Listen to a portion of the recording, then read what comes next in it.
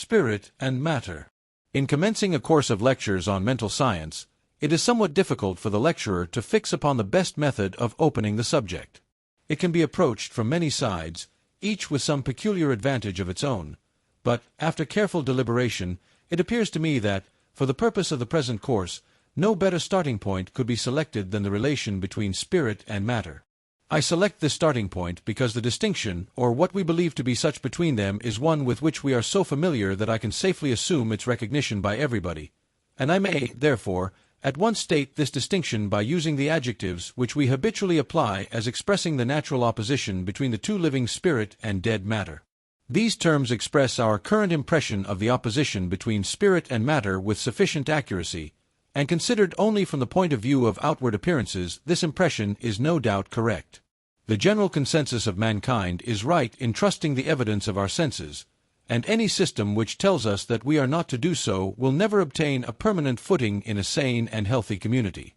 There is nothing wrong in the evidence conveyed to a healthy mind by the senses of a healthy body, but the point where error creeps in is when we come to judge of the meaning of this testimony. We are accustomed to judge only by external appearances and by certain limited significances which we attach to words, but when we begin to inquire into the real meaning of our words and to analyze the causes which give rise to the appearances, we find our old notions gradually falling off from us, until at last we wake up to the fact that we are living in an entirely different world to that we formerly recognized. The old limited mode of thought has imperceptibly slipped away, and we discover that we have stepped out into a new order of things where all is liberty and life. This is the work of an enlightened intelligence resulting from persistent determination to discover what truth really is irrespective of any preconceived notions from whatever source derived, the determination to think honestly for ourselves instead of endeavoring to get our thinking done for us. Let us then commence by inquiring what we really mean by the livingness which we attribute to spirit and the deadness which we attribute to matter. At first we may be disposed to say that livingness consists in the power of motion and deadness in its absence, but a little inquiry into the most recent researches of science will soon show us that this distinction does not go deep enough. It is now one of the fully established facts of physical science that no atom of what we call dead matter is without motion. On the table before me lies a solid lump of steel, but in the light of up-to-date science I know that the atoms of that seemingly inert mass are vibrating with the most intense energy, continually dashing hither and thither, impinging upon and rebounding from one another, or circling round like miniature solar systems, with a ceaseless rapidity whose complex activity is enough to bewilder the imagination. The mass, as a mass, may lie inert upon the table, but so far from being destitute of the element of motion, it is the abode of the never-tiring energy moving the particles with a swiftness to which the speed of an express train is as nothing. It is, therefore, not the mere fact of motion that is at the root of the distinction which we draw instinctively between spirit and matter. We must go deeper than that. The solution of the problem will never be found by comparing life with what we call deadness, and the reason for this will become apparent later on, but the true key is to be found by comparing one degree of livingness with another. There is, of course, one sense in which the quality of livingness does not admit of degrees, but there is another sense in which it is entirely a question of degree. We have no doubt as to the livingness of a plant, but we realize that it is something very different from the livingness of an animal. Again, what average boy would not prefer a fox terrier to a goldfish for a pet? Or, again, why is it that the boy himself is an advance upon the dog? The plant, the fish, the dog, and the boy are all equally alive, but there is a difference in the quality of their livingness about which no one can have any doubt, and no one would hesitate to say that this difference is in the degree of intelligence. In whatever way we turn the subject, we shall always find that what we call the livingness of any individual life is ultimately measured by its intelligence. It is the possession of greater intelligence that places the animal higher in the scale of being than the plant, the man higher than the animal, the intellectual man higher than the savage. The increased intelligence calls into activity modes of motion of a higher order corresponding to itself. The higher the intelligence, the more completely the mode of motion is under its control, and as we descend in the scale of intelligence, the descent is marked by a corresponding increase in automatic motion not subject to the control of a self-conscious intelligence. This descent is gradual from the expanded self-recognition of the highest human personality to that lowest order of visible forms which we speak of as things, and from which self-recognition is entirely absent. We see, then, that the livingness of life consists in intelligence, in other words, in the power of thought, and we may therefore say that the distinctive quality of spirit is thought, and, as the opposite to this, we may say that the distinctive quality of matter is form. We cannot conceive of matter without form. Some form there must be, even though invisible to the physical eye. For matter, to be matter at all, must occupy space, and to occupy any particular space necessarily implies a corresponding form. For these reasons, we may lay it down as a fundamental proposition that the distinctive quality of spirit is thought, and the distinctive quality of matter is form. This is a radical distinction from which important consequences follow, and should, therefore, be carefully noted by the student. Form implies extension in space, and also limitation within certain boundaries. Thought implies neither. When, therefore, we think of life as existing in any particular form, we associate it with the idea of extension in space, so that an elephant may be said to consist of a vastly larger amount of living substance than a mouse. But if we think of life as the fact of livingness, we do not associate it with any idea of extension, and we at once realize that the mouse is quite as much alive as the elephant, notwithstanding the difference in size. The important point of this distinction is that if we can conceive of anything as entirely devoid of the element of extension in space, it must be present in its entire totality anywhere and everywhere, that is to say, at every point of space simultaneously. The scientific definition of time is that it is the period occupied by a body in passing from one given point in space to another, and, therefore, according to this definition, when there is no space there can be no time, and hence that conception of spirit which realizes it as devoid of the element of space must realize it as being devoid of the element of time also, and we therefore find that the conception of spirit as pure thought, and not as concrete form, is the conception of it as subsisting perfectly independently of the elements of time and space. From this it follows that if the idea of anything is conceived as existing on this level, it can only represent that thing as being actually present here and now. In this view of things, nothing can be remote from us either in time or space. Either the idea is entirely dissipated, or it exists as an actual present entity, and not as something that shall be in the future, for where there is no sequence in time there can be no future. Similarly, where there is no space there can be no conception of anything as being at a distance from us. When the elements of time and space are eliminated, all our ideas of things must necessarily be as subsisting in a universal here and an everlasting now.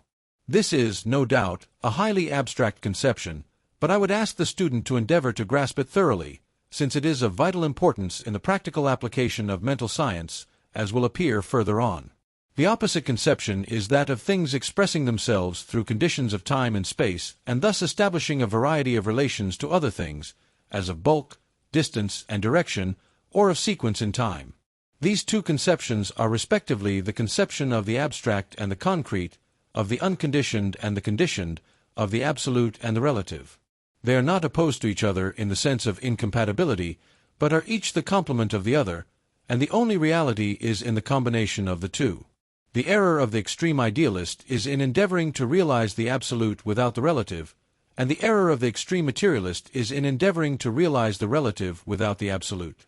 On the one side, the mistake is in trying to realize an inside without an outside, and on the other in trying to realize an outside without an inside. Both are necessary to the formation of a substantial entity.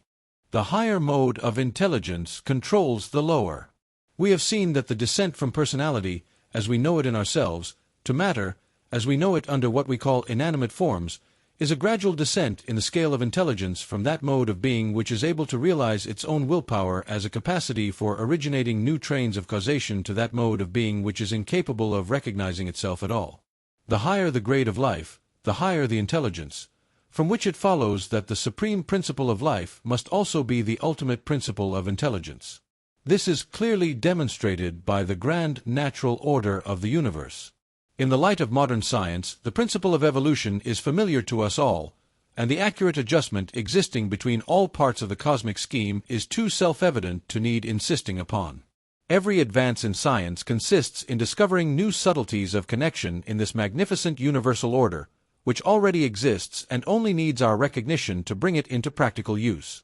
If, then, the highest work of the greatest minds consists in nothing else than the recognition of an already existing order, there is no getting away from the conclusion that a paramount intelligence must be inherent in the life principle, which manifests itself as this order, and thus we see that there must be a great cosmic intelligence underlying the totality of things. The physical history of our planet shows us first an incandescent nebula dispersed over vast infinitudes of space. Later this condenses into a central sun surrounded by a family of glowing planets hardly yet consolidated from the plastic primordial matter. Then succeed untold millenniums of slow geological formation, an Earth peopled by the lowest forms of life, whether vegetable or animal, from which crude beginnings a majestic, unceasing, unhurried, forward movement brings things stage by stage to the condition in which we know them now. Looking at this steady progression, it is clear that, however we may conceive the nature of the evolutionary principle, it unerringly provides for the continual advance of the race.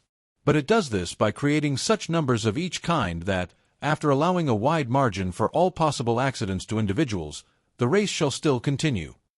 So careful of the type it seems, so careless of the single life. In short, we may say that the cosmic intelligence works by a law of averages which allows a wide margin of accident and failure to the individual. But the progress towards higher intelligence is always in the direction of narrowing down this margin of accident and taking the individual more and more out of the law of averages and substituting the law of individual selection. In ordinary scientific language, this is the survival of the fittest. The reproduction of fish is on a scale that would choke the sea with them if every individual survived. But the margin of destruction is correspondingly enormous, and thus the law of averages simply keeps up the normal proportion of the race. But at the other end of the scale, reproduction is by no means thus enormously in excess of survival. True, there is ample margin of accident and disease cutting off numbers of human beings before they have gone through the average duration of life, but still it is on a very different scale from the premature destruction of hundreds of thousands as against the survival of one.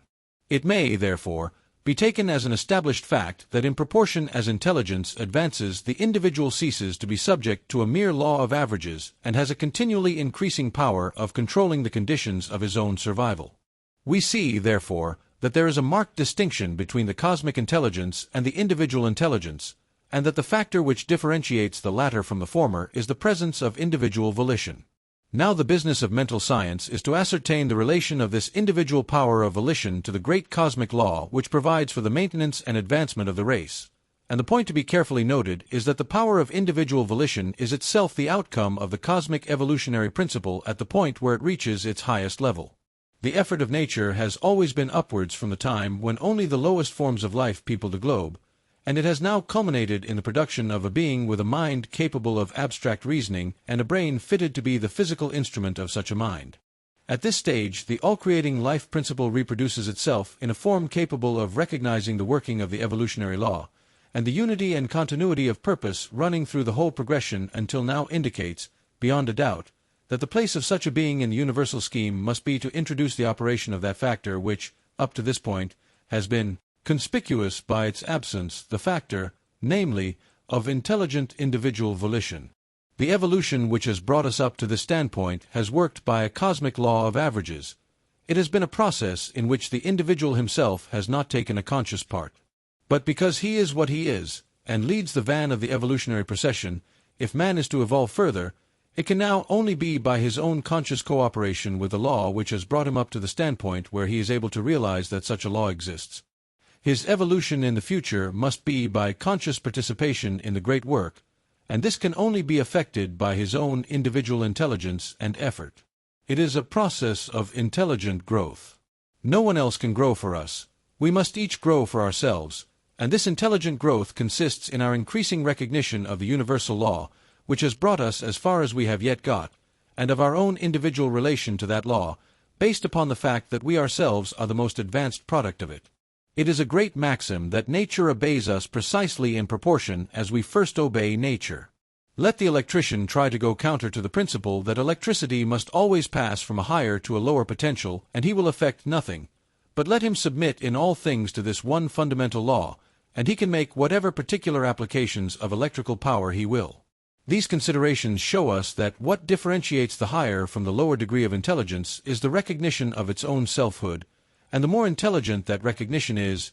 the greater will be the power. The lower degree of self-recognition is that which only realizes itself as an entity separate from all other entities, as the ego distinguished from the non-ego. But the higher degree of self-recognition is that which, realizing its own spiritual nature, sees in all other forms, not so much the non-ego, or that which is not itself, as the alter ego, or that which is itself in a different mode of expression. Now, it is this higher degree of self-recognition that is the power by which the mental scientist produces his results. For this reason, it is imperative that he should clearly understand the difference between form and being, that the one is the mode of the relative and the mark of subjection to conditions, and that the other is the truth of the absolute and is that which controls conditions. Now this higher recognition of self as an individualization of pure spirit must of necessity control all modes of spirit which have not yet reached the same level of self-recognition. These lower modes of spirit are in bondage to the law of their own being because they do not know the law,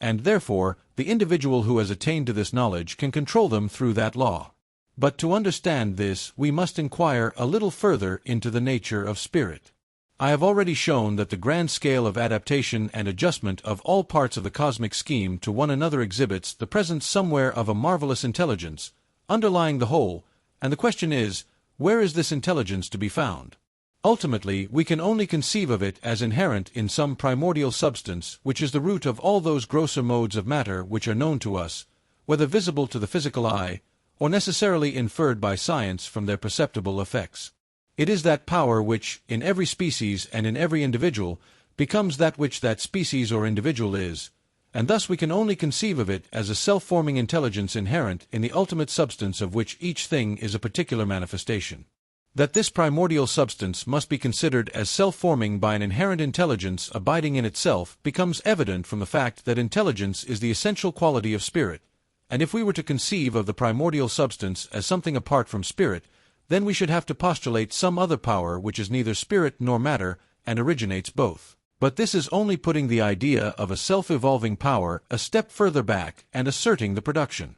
of a lower grade of undifferentiated spirit by a higher, which is both a purely gratuitous assumption and a contradiction of any idea we can form of undifferentiated spirit at all. However far back, therefore, we may relegate the original starting point, we cannot avoid the conclusion that, at that point, spirit contains the primary substance in itself, which brings us back to the common statement that it made everything out of nothing. We thus find two factors to the making of all things, spirit and nothing, and the addition of nothing to spirit leaves only spirit x plus 0 equals x. From these considerations we see that the ultimate foundation of every form of matter is spirit, and hence that a universal intelligence subsists throughout nature inherent in every one of its manifestations. But this cryptic intelligence does not belong to the particular form excepting in the measure in which it is physically fitted for its concentration into self-recognizing individuality. It lies hidden in that primordial substance of which the visible form is a grosser manifestation. This primordial substance is a philosophical necessity, and we can only picture it to ourselves as something infinitely finer than the atoms which are themselves a philosophical inference of physical science.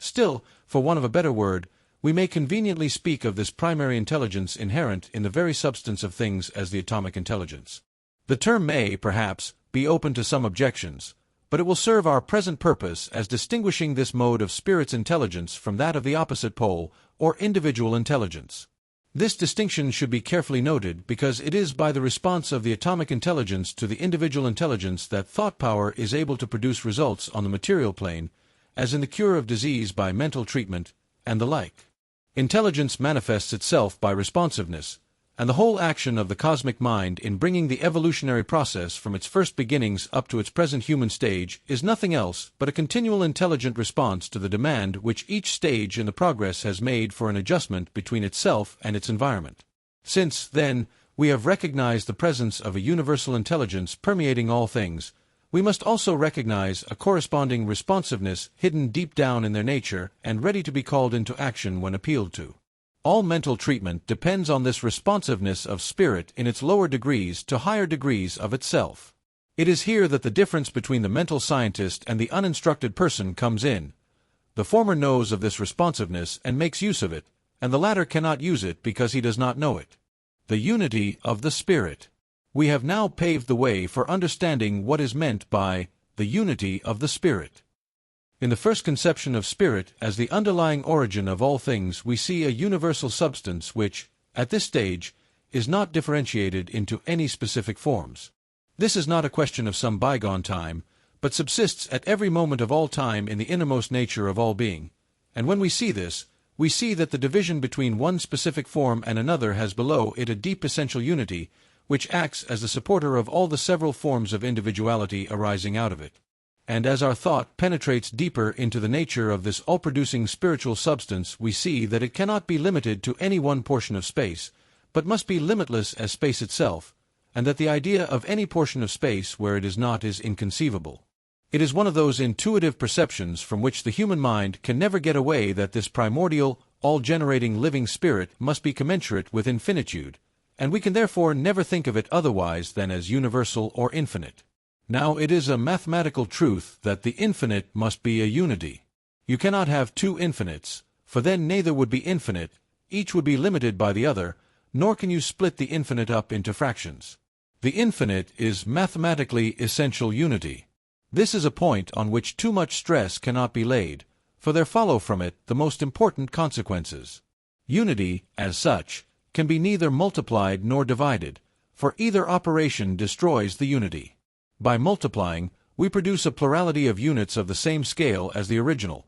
and by dividing, we produce a plurality of units of a smaller scale, and a plurality of units is not unity but multiplicity. Therefore, if we would penetrate below the outward nature of the individual to that innermost principle of his being from which his individuality takes its rise, we can do so only by passing beyond the conception of individual existence into that of the unity of universal being. This may appear to be a merely philosophical abstraction, but the student who would produce practical results must realize that these abstract generalizations are the foundation of the practical work he is going to do. Now, the great fact to be recognized about a unity is that, because it is a single unit, wherever it is at all the whole of it must be. The moment we allow our mind to wander off to the idea of extension in space and say that one part of the unit is here and another there, we have descended from the idea of unity into that of parts or fractions of a single unit, which is to pass into the idea of a multiplicity of smaller units, and in that case we are dealing with a relative, or the relation subsisting between two or more entities which are therefore limited by each other,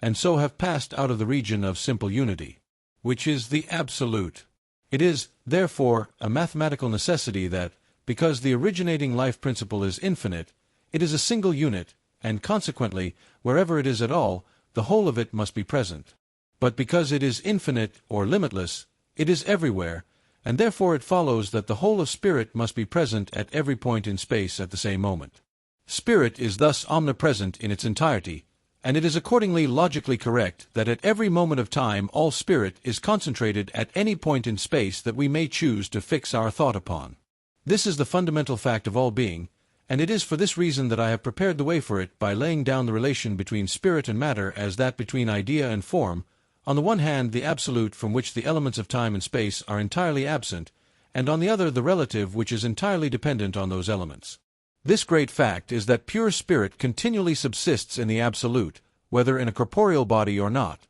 and from it all the phenomena of being flow, whether on the mental plane or the physical. The knowledge of this fact regarding spirit is the basis of all conscious spiritual operation, and therefore in proportion to our increasing recognition of it our power of producing outward visible results by the action of our thought will grow. The whole is greater than its part, and therefore, if, by our recognition of this unity, we can concentrate all spirit into any given point at any moment, we thereby include any individualization of it that we may wish to deal with. The practical importance of this conclusion is too obvious to need enlarging upon. Pure spirit is the life principle considered apart from the matrix in which it takes relation to time and space in a particular form. In this aspect, it is pure intelligence undifferentiated into individuality. As pure intelligence, it is infinite responsiveness and susceptibility. As devoid of relation to time and space, it is devoid of individual personality. It is, therefore,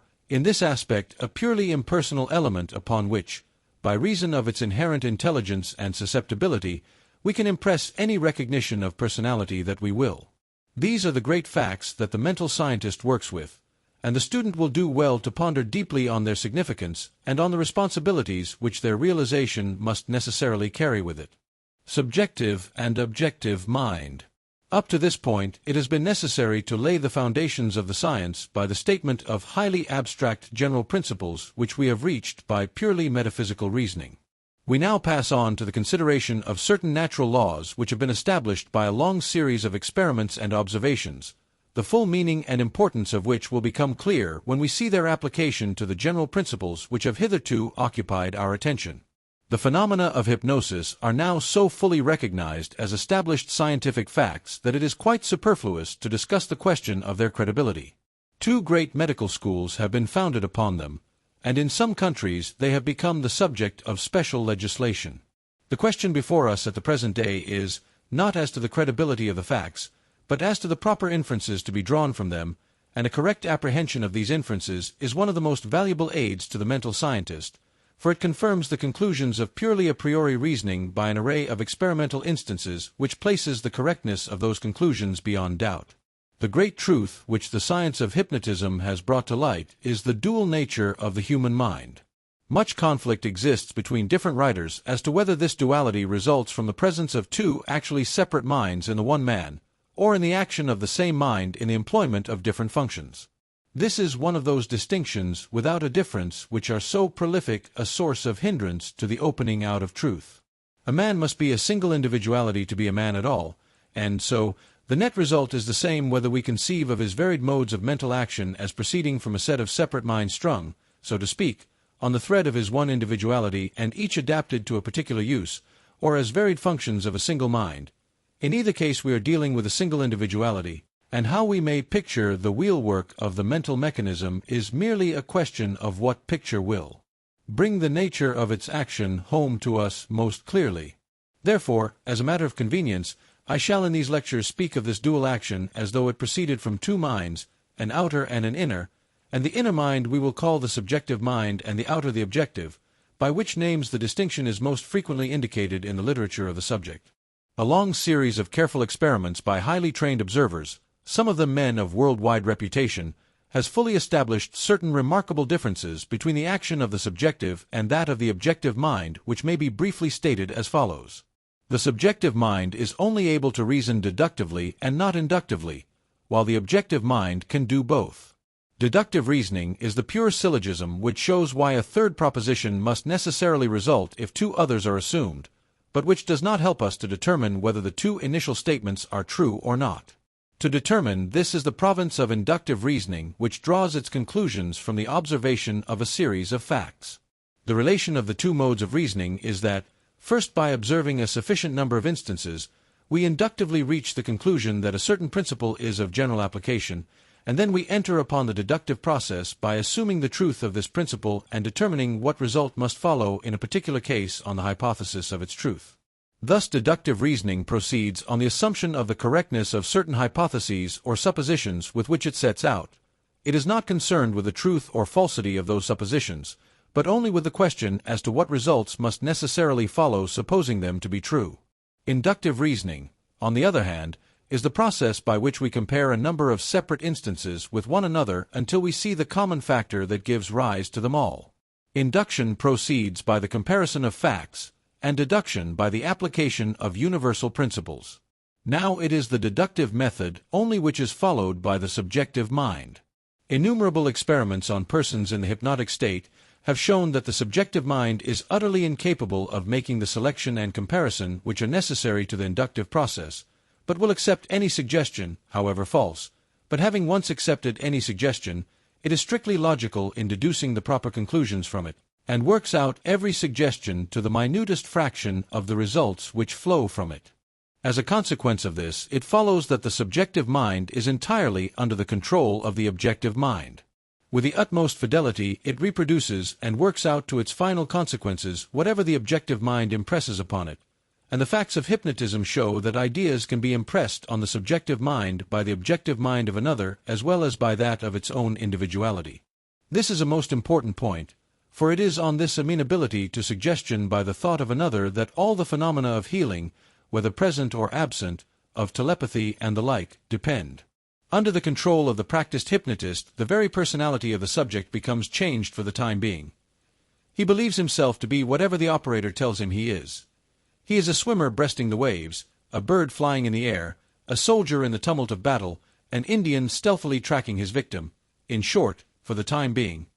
He identifies himself with any personality that is impressed upon him by the will of the operator, and acts the part with inimitable accuracy. But the experiments of hypnotism go further than this, and show the existence in the subjective mind of powers far transcending any exercised by the objective mind through the medium of the physical senses, powers of thought reading, of thought transference, of clairvoyance, and the like, all of which are frequently manifested when the patient is brought into the higher mesmeric state. And we have thus experimental proof of the existence in ourselves of transcendental faculties, the full development and conscious control of which would place us in a perfectly new sphere of life. But it should be noted that the control must be our own and not that of any external intelligence, whether in the flesh or out of it.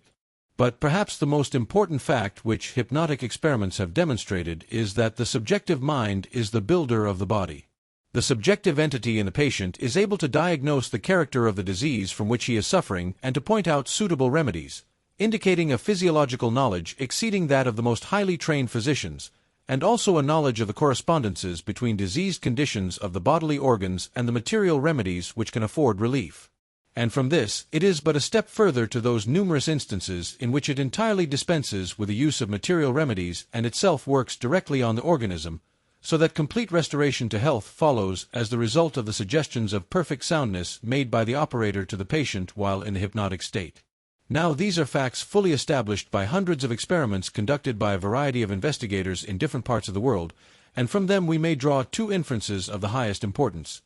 One, that the subjective mind is in itself absolutely impersonal, and the other that it is the builder of the body, or in other words, it is the creative power in the individual. That it is impersonal in itself is shown by its readiness to assume any personality the hypnotist chooses to impress upon it, and the unavoidable inference is that its realization of personality proceeds from its association with a particular objective mind of its own individuality. Whatever personality the objective mind impresses upon it, that personality it assumes and acts up to, and since it is the builder of the body, it will build up a body in correspondence with the personality thus impressed upon it. These two laws of the subjective mind form the foundation of the axiom that our body represents the aggregate of our beliefs. If our fixed belief is that the body is subject to all sorts of influences beyond our control, and that this, that, or the other symptom shows that such an uncontrollable influence is at work upon us, then this belief is impressed upon the subjective mind, which by the law of its nature accepts it without question and proceeds to fashion bodily conditions in accordance with this belief. Again, if our fixed belief is that certain material remedies are the only means of cure, then we find in this belief the foundation of all medicine. There is nothing unsound in the theory of medicine. It is the strictly logical correspondence with a measure of knowledge which those who rely on it are as yet able to assimilate, and it acts accurately in accordance with their belief that in a large number of cases medicine will do good, but also in many instances it fails. Therefore, for those who have not yet reached a more interior perception of the law of nature, the healing agency of medicine is a most valuable aid to the alleviation of physical maladies. The error to be combated is not the belief that, in its own way, medicine is capable of doing good, but the belief that there is no higher or better way. Then, on the same principle, if we realize that the subjective mind is the builder of the body, and that the body is subject to no influences except those which reach it through the subjective mind, then what we have to do is to impress this upon the subjective mind and habitually think of it as a fountain of perpetual life, which is continually renovating the body by building in strong and healthy material, in the most complete independence of any influences of any sort, save those of our own desire impressed upon our own subjective mind by our own thought. When once we fully grasp these considerations, we shall see that it is just as easy to externalize healthy conditions of body as the contrary. Practically, the process amounts to a belief in our own power of life, and since this belief, if it be thoroughly domiciled within us, will necessarily produce a correspondingly healthy body, we should spare no pains to convince ourselves that there are sound and reasonable grounds for holding it. To afford a solid basis for this conviction is the purpose of mental science. Further considerations regarding subjective and objective mind. An intelligent consideration of the phenomena of hypnotism will show us that what we call the hypnotic state is the normal state of the subjective mind. It always conceives of itself in accordance with some suggestion conveyed to it, either consciously or unconsciously to the mode of objective mind which governs it, and it gives rise to corresponding external results. The abnormal nature of the conditions induced by experimental hypnotism is in the removal of the normal control held by the individual's own objective mind over his subjective mind and the substitution of some other control for it, and thus we may say that the normal characteristic of the subjective mind is its perpetual action in accordance with some sort of suggestion. It becomes therefore a question of the highest importance to determine in every case what the nature of the suggestion shall be and from what source it shall proceed. But before considering the sources of suggestion, we must realize more fully the place taken by subjective mind in the order of nature. If the student has followed what has been said regarding the presence of intelligent spirit pervading all space and permeating all matter, he will now have little difficulty in recognizing this all-pervading spirit as universal subjective mind. That it cannot, as universal mind, have the qualities of objective mind is very obvious. The universal mind is the creative power throughout nature, and as the originating power it must first give rise to the various forms in which objective mind recognizes its own individuality, before these individual minds can react upon it, and hence, as pure spirit or first cause, it cannot possibly be anything else than subjective mind. And the fact which has been abundantly proved by experiment that the subjective mind is the builder of the body shows us that the power of creating by growth from within is the essential characteristic of the subjective mind. Hence, both from experiment and from a priori reasoning,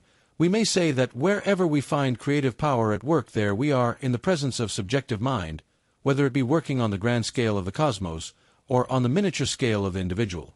We may therefore lay it down as a principle that the universal all-permeating intelligence, which has been considered in the second and third sections, is purely subjective mind, and therefore follows the law of subjective mind, namely that it is amenable to any suggestion, and will carry out any suggestion that is impressed upon it to its most rigorously logical consequences. The incalculable importance of this truth may not perhaps strike the student at first sight, but a little consideration will show him the enormous possibilities that are stored up in it, and in the concluding section I shall briefly touch upon the very serious conclusions resulting from it. For the present it will be sufficient to realize that the subjective mind in ourselves is the same subjective mind which is at work throughout the universe giving rise to the infinitude of natural forms with which we are surrounded, and in like manner giving rise to ourselves also. It may be called the supporter of our individuality, and we may loosely speak of our individual subjective mind as our personal share in the universal mind. This, of course, does not imply the splitting up of the universal mind into fractions, and it is to avoid this error that I have discussed the essential unity of spirit in the third section, but in order to avoid too highly abstract conceptions in the present stage of the student's progress we may conveniently employ the idea of a personal share in the universal subjective mind. To realize our individual subjective mind in this manner will help us to get over the great metaphysical difficulty which meets us in our endeavor to make conscious use of first cause, in other words to create external results by the power of our own thought. Ultimately there can be only one first cause which is the universal mind, but because it is universal it cannot, as universal, act on the plane of the individual and particular. For it to do so would be for it to cease to be universal and therefore cease to be the creative power which we wish to employ. On the other hand, the fact that we are working for a specific definite object implies our intention to use this universal power in application to a particular purpose, and thus we find ourselves involved in the paradox of seeking to make the universal act on the plane of the particular. We want to effect a junction between the two extremes of the scale of nature, the innermost creative spirit and a particular external form. Between these two is a great gulf, and the question is how is it to be bridged over? It is here, then, that the conception of our individual subjective mind as our personal share in the universal subjective mind affords the means of meeting the difficulty, for on the one hand it is in immediate connection with the universal mind, and on the other it is immediate connection with the individual objective or intellectual mind, and this in its turn is in immediate connection with the world of externalization, which is conditioned in time and space, and thus the relation between the subjective and objective minds in the individual forms the bridge which is needed to connect the two extremities of the scale. The individual subjective mind may therefore be regarded as the organ of the absolute in precisely the same way that the objective mind is the organ of the relative, and it is in order to regulate our use of these two organs that it is necessary to understand what the terms absolute and relative actually mean. The absolute is that idea of a thing which contemplates it as existing in itself and not in relation to something else, that is to say, which contemplates the essence of it,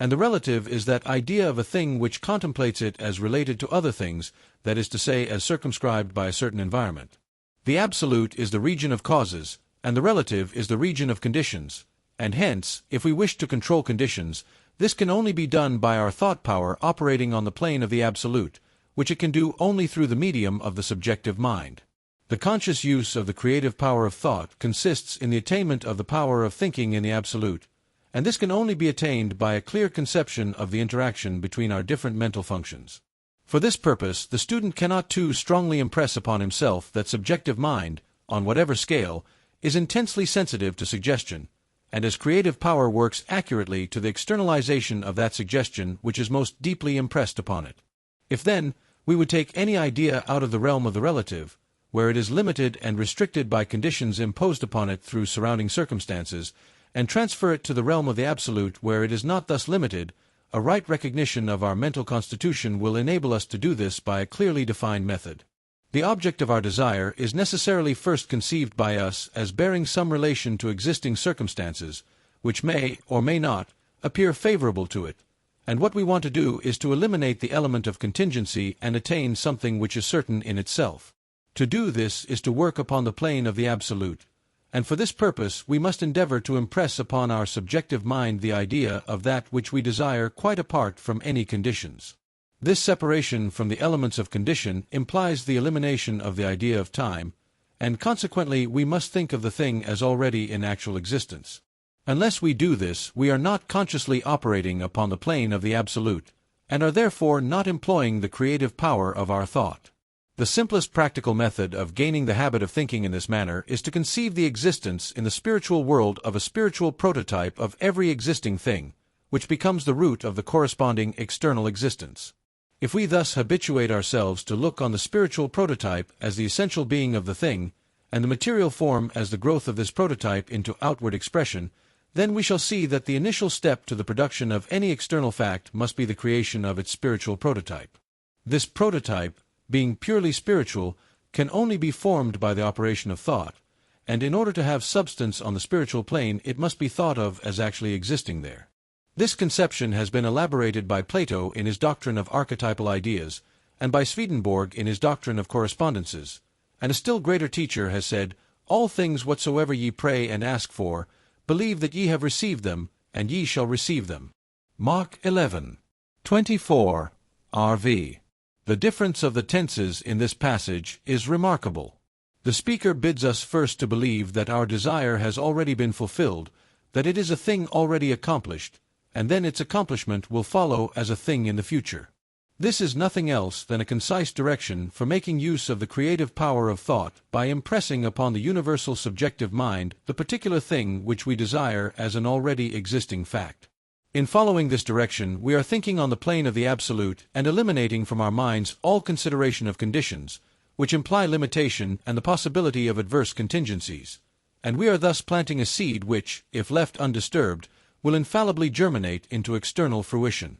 By thus making intelligent use of our subjective mind, we, so to speak, create a nucleus, which is no sooner created than it begins to exercise an attractive force, drawing to itself material of a like character with its own, and if this process is allowed to go on undisturbed, it will continue until an external form corresponding to the nature of the nucleus comes out into manifestation on the plane of the objective and relative. This is the universal method of nature on every plane. Some of the most advanced thinkers in modern physical science, in endeavor to probe the great mystery of the first origin of the world, have postulated the formation of what they call vortex rings, formed from an infinitely fine primordial substance. They tell us that if such a ring be once formed on the minutest scale and set rotating, then, since it would be moving in pure ether and subject to no friction, it must according to all known laws of physics be indestructible and its motion perpetual. Let two such rings approach each other, and by the law of attraction they would coalesce into a whole, and so on until manifested matter as we apprehend it with our external senses is at last formed. Of course, no one has ever seen these rings with the physical eye. They are one of those abstractions which result if we follow out the observed law of physics and the unavoidable sequences of mathematics to their necessary consequences. We cannot account for the things that we can see unless we assume the existence of other things which we cannot, and the vortex theory is one of these assumptions. This theory has not been put forward by mental scientists, but by purely physical scientists as the ultimate conclusion to which their researches have led them, and this conclusion is that all the innumerable forms of nature have their origin in the infinitely minute nucleus of the vortex ring, by whatever means the vortex ring may have received its initial impulse, a question with which physical science, as such, is not concerned. As the vortex theory accounts for the formation of the inorganic world, so does biology account for the formation of the living organism. That also has its origin in a primary nucleus which, as soon as it is established, operates as a center of attraction for the formation of all those physical organs of which the perfect individual is composed. The science of embryology shows that this rule holds good without exception throughout the whole range of the animal world, including man, and botany shows the same principle at work throughout the vegetable world. All branches of physical science demonstrate the fact that every completed manifestation, of whatever kind and on whatever scale, is started by the establishment of a nucleus, infinitely small but endowed with an unquenchable energy of attraction, causing it to steadily increase in power and definiteness of purpose, until the process of growth is completed and the matured form stands out as an accomplished fact. Now, if this be the universal method of nature, there is nothing unnatural in supposing that it must begin its operation at a stage further back than the formation of the material nucleus. As soon as that is called into being, it begins to operate by the law of attraction on the material plane. But what is the force which originates the material nucleus? Let a recent work on physical science give us the answer. In its ultimate essence, energy may be incomprehensible by us except as an exhibition of the direct operation of that which we call mind or will. The quotation is from a course of lectures on Waves in Water, Air, and Ether, delivered in 1902 at the Royal Institution by J. A. Fleming. Here, then, is the testimony of physical science that the originating energy is mind or will, and we are, therefore, not only making a logical deduction from certain unavoidable intuitions of the human mind, but are also following on the lines of the most advanced physical science when we say that the action of mind plants that nucleus which, if allowed to grow undisturbed, will eventually attract to itself all the conditions necessary for its manifestation in outward visible form. Now the only action of mind is thought, and it is for this reason that by our thoughts we create corresponding external conditions, because we thereby create the nucleus which attracts to itself its own correspondences in due order until the finished work is manifested on the external plane. This is according to the strictly scientific conception of the universal law of growth, and we may therefore briefly sum up the whole argument by saying that our thought of anything forms a spiritual prototype of it, thus constituting a nucleus or center of attraction for all conditions necessary to its eventual externalization by a law of growth inherent in the prototype itself. The law of growth. A correct understanding of the law of growth is of the highest importance to the student of mental science. The great fact to be realized regarding nature is that it is natural. We may pervert the order of nature, but it will prevail in the long run, returning, as Horace says, by the back door even though we drive it out with a pitchfork, and the beginning, the middle, and the end of the law of nature is the principle of growth from a vitality inherent in the entity itself. If we realize this from the outset, we shall not undo our own work by endeavoring to force things to become that which by their own nature they are not. For this reason, when the Bible says that he who believeth shall not make haste, it is enunciating a great natural principle that success depends on our using, and not opposing, the universal law of growth. No doubt the greater the vitality we put into the germ, which we have agreed to call the spiritual prototype, the quicker it will germinate. But this is simply because by a more realizing conception we put more growing power into the seed than we do by a feebler conception.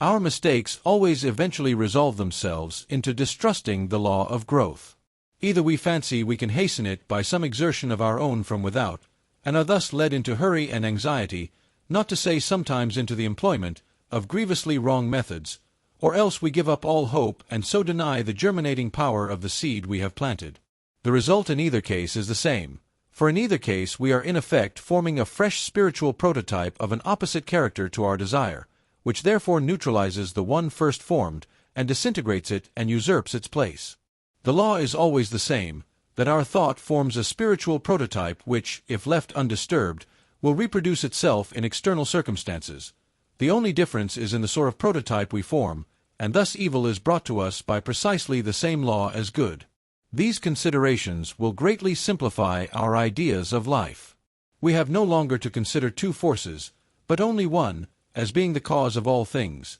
the difference between good and evil resulting simply from the direction in which this force is made to flow. It is a universal law that if we reverse the action of a cause, we at the same time reverse the effect. With the same apparatus we can commence by mechanical motion which will generate electricity, or we can commence with electricity which will generate mechanical motion, or to take a simple arithmetical instance, if 10 divided by 2 is equal to 5, then 10 divided by 5 is equal to 2, and therefore if we once recognize the power of thought to produce any results at all, we shall see that the law by which negative thought produces negative results is the same by which positive thought produces positive results. Therefore all our distrust of the law of growth, whether shown in the anxious endeavor to bring pressure to bear from without, or in allowing despair to take the place of cheerful expectation, is reversing the action of the original cause and consequently reversing the nature of the results. It is for this reason that the Bible, which is the most deeply occult of all books, continually lays so much stress upon the efficiency of faith and the destructive influence of unbelief, and in like manner, all books on every branch of spiritual science emphatically warn us against the admission of doubt or fear. They are the inversion of the principle which builds up, and they are therefore the principle which pulls down. But the law itself never changes, and it is on the unchangeableness of the law that all mental science is founded. We are accustomed to realize the unchangeableness of natural law in our everyday life, and it should therefore not be difficult to realize that the same unchangeableness of law which obtains on the visible side of nature obtains on the invisible side as well. The variable factor is, not the law, but our own volition, and it is by combining this variable factor with the invariable one that we can produce the various results we desire. The principle of growth is that of inherent vitality in the seed itself, and the operations of the gardener have their exact analogue in mental science. We do not put the self-expansive vitality into the seed, but we must sow it, and we may also, so to speak, water it by quiet concentrated contemplation of our desire as an actually accomplished fact. But we must carefully remove from such contemplation any idea of a strenuous effort on our part to make the seed grow. Its efficacy is in helping to keep out those negative thoughts of doubt which would plant tares among our wheat, and therefore, instead of anything of effort, such contemplation should be accompanied by a feeling of pleasure and restfulness in foreseeing the certain accomplishment of our desires. This is that making our requests known to God with thanksgiving which St. Paul recommends, and it has its reason in that perfect wholeness of the law of being which only needs our recognition of it to be used by us to any extent we wish. Some people possess the power of visualization, or making mental pictures of things, in a greater degree than others, and by such this faculty may advantageously be employed to facilitate their realization of the working of the law. But those who do not possess this faculty in any marked degree need not be discouraged by their want of it, for visualization is not the only way of realizing that the law is at work on the invisible plane. Those whose mental bias is towards physical science should realize this law of growth as the creative force throughout all nature, and those who have a mathematical turn of mind may reflect that all solids are generated from the movement of a point, which, as our old friend Euclid tells us, is that which has no parts nor magnitude, and is therefore as complete an abstraction as any spiritual nucleus could be. To use the apostolic words, we are dealing with the substance of things not seen, and we have to attain that habit of mind by which we shall see its reality and feel that we are mentally manipulating the only substance there ultimately is, and of which all visible things are only different modes. We must therefore regard our mental creations as spiritual realities and then implicitly trust the law of growth to do the rest. Receptivity. In order to lay the foundations for practical work, the student must endeavor to get a clear conception of what is meant by the intelligence of undifferentiated spirit. We want to grasp the idea of intelligence apart from individuality, an idea which is rather apt to elude us until we grow accustomed to it. It is the failure to realize this quality of spirit that has given rise to all the theological errors that have brought bitterness into the world and has been prominent amongst the causes which have retarded the true development of mankind. To accurately convey this conception in words is perhaps impossible, and to attempt definition is to introduce that very idea of limitation which is our object to avoid. It is a matter of feeling rather than of definition, yet some endeavor must be made to indicate the direction in which we must feel for this great truth if we are to find it. The idea is that of realizing personality without that selfhood which differentiates one individual from another. I am not that other because I am myself. This is the definition of individual selfhood, but it necessarily imparts the idea of limitation, because the recognition of any other individuality at once affirms a point at which our own individuality ceases and the other begins. Now this mode of recognition cannot be attributed to the universal mind. For it to recognize a point where itself ceased and something else began would be to recognize itself as not universal, for the meaning of universality is the including of all things, and therefore for this intelligence to recognize anything as being outside itself would be a denial of its own being. We may therefore say without hesitation that, whatever may be the nature of its intelligence, it must be entirely devoid of the element of self-recognition as an individual personality on any scale whatever. Seen in this light, it is at once clear that the originating, all-pervading spirit is the grand impersonal principle of life which gives rise to all the particular manifestations of nature. Its absolute impersonalness, in the sense of the entire absence of any consciousness of individual selfhood, is a point on which it is impossible to insist too strongly. The attributing of an impossible individuality to the universal mind is one of the two grand errors which we find sapping the foundations of religion and philosophy in all ages. The other consists in rushing to the opposite extreme and denying the quality of personal intelligence to the universal mind. The answer to this error remains, as of old, in the simple question, "He that made the eye, shall he not see? He that planted the ear, shall he not hear?" Or to use a popular proverb, you cannot get out of a bag more than there is in it, and consequently the fact that we ourselves are centers of personal intelligence is proof that the infinite, from which these centers are concentrated, must be infinite intelligence, and thus we cannot avoid attributing to it the two factors which constitute personality, namely, intelligence and volition. We are therefore brought to the conclusion that this universally diffused essence, which we might think of as a sort of spiritual protoplasm, must possess all the qualities of personality without that conscious recognition of self which constitutes separate individuality. And since the word personality has become so associated in our ordinary talk with the idea of individuality, it will perhaps be better to coin a new word and speak of the personalness of the universal mind as indicating its personal quality apart from individuality. We must realize that this universal spirit permeates all space and all manifested substance, just as physical scientists tell us that the ether does, and that wherever it is, there it must carry with it all that it is in its own being, and we shall then see that we are in the midst of an ocean of undifferentiated yet intelligent life, above, below, and all around, and permeating ourselves both mentally and corporeally, and all other beings as well. Gradually, as we come to realize the truth of this statement, our eyes will begin to open to its immense significance. It means that all nature is pervaded by an interior personalness, infinite in its potentialities of intelligence, responsiveness, and power of expression, and only waiting to be called into activity by our recognition of it. By the terms of its nature, it can respond to us only as we recognize it.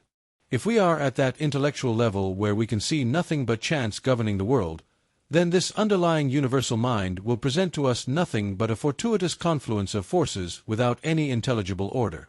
If we are sufficiently advanced to see that such a confluence could only produce a chaos, and not a cosmos, then our conceptions expand to the idea of universal law, and we find this to be the nature of the all-underlying principle. We have made an immense advance from the realm of mere accident into a world where there are definite principles on which we can calculate with certainty when we know them. But here is the crucial point. The laws of the universe are there, but we are ignorant of them, and only through experience gained by repeated failures can we get any insight into the laws with which we have to deal. How painful each step and how slow the progress! Eons upon eons would not suffice to grasp all the laws of the universe in their totality, not in the visible world only, but also in the world of the unseen. Each failure to know the true law implies suffering arising from our ignorant breach of it, and thus, since nature is infinite, we are met by the paradox that we must in some way contrive to compass the knowledge of the infinite with our individual intelligence, and we must perform a pilgrimage along an unceasing Via Dolorosa beneath the lash of the inexorable law until we find the solution to the problem. But it will be asked, may we not go on until at last we attain the possession of all knowledge? People do not realize what is meant by the infinite, or they would not ask such questions. The infinite is that which is limitless and exhaustless. Imagine the vastest capacity you will, and having filled it with the infinite, What remains of the infinite is just as infinite as before. To the mathematician this may be put very clearly. Raise x to any power you will, and however vast may be the disparity between it and the lower powers of x, both are equally incommensurate with xn. The universal reign of law is a magnificent truth. It is one of the two great pillars of the universe, symbolized by the two pillars that stood at the entrance to Solomon's temple. It is Jachin, but Jachin must be equilibrated by Boaz. It is an enduring truth, which can never be altered, that every infraction of the law of nature must carry its punitive consequences with it. We can never get beyond the range of cause and effect. There is no escaping from the law of punishment, except by knowledge. If we know a law of nature and work with it, we shall find it our unfailing friend, ever ready to serve us, and never rebuking us for past failures. But if we ignorantly or willfully transgress it, it is our implacable enemy, until we again become obedient to it, and therefore the only redemption from perpetual pain and servitude is by a self-expansion which can grasp infinitude itself. How is this to be accomplished? By our progress to that kind and degree of intelligence by which we realize the inherent personalness of the divine all-pervading life, which is at once the law and the substance of all that is. Well said the Jewish rabbis of old, the law is a person. When we once realize that the universal life and the universal law are one with the universal personalness, then we have established the pillar Boaz as the needed complement to Jachin, and when we find the common point in which these two unite, we have raised the royal arch through which we may triumphantly enter the temple. We must dissociate the universal personalness from every conception of individuality. The universal can never be the individual. That would be a contradiction in terms. But because the universal personalness is the root of all individual personalities, it finds its highest expression in response to those who realize its personal nature. And it is this recognition that solves the seemingly insoluble paradox. The only way to attain that knowledge of the infinite law which will change the Via Dolorosa into the path of joy is to embody in ourselves a principle of knowledge commensurate with the infinitude of that which is to be known, and this is accomplished by realizing that, infinite as the law itself, is a universal intelligence in the midst of which we float as in a living ocean. Intelligence without individual personality, but which, in producing us, concentrates itself into the personal individualities which we are. What should be the relation of such an intelligence towards us? Not one of favoritism. Not any more than the law can it respect one person above another, for itself is the root and support for each alike. Not one of refusal to our advances, for without individuality it can have no personal object of its own to conflict with ours, and since it is itself the origin of all individual intelligence, it cannot be shut off by inability to understand. By the very terms of its being, therefore, this infinite, underlying, all-producing mind must be ready immediately to respond to all who realize their true relation to it. As the very principle of life itself, it must be infinitely susceptible to feeling, and consequently it will reproduce with absolute accuracy whatever conception of itself we impress upon it. And hence if we realize the human mind as that stage in the evolution of the cosmic order at which an individuality has arisen capable of expressing not merely the livingness, but also the personalness of the universal underlying spirit, then we see that its most perfect mode of self-expression must be by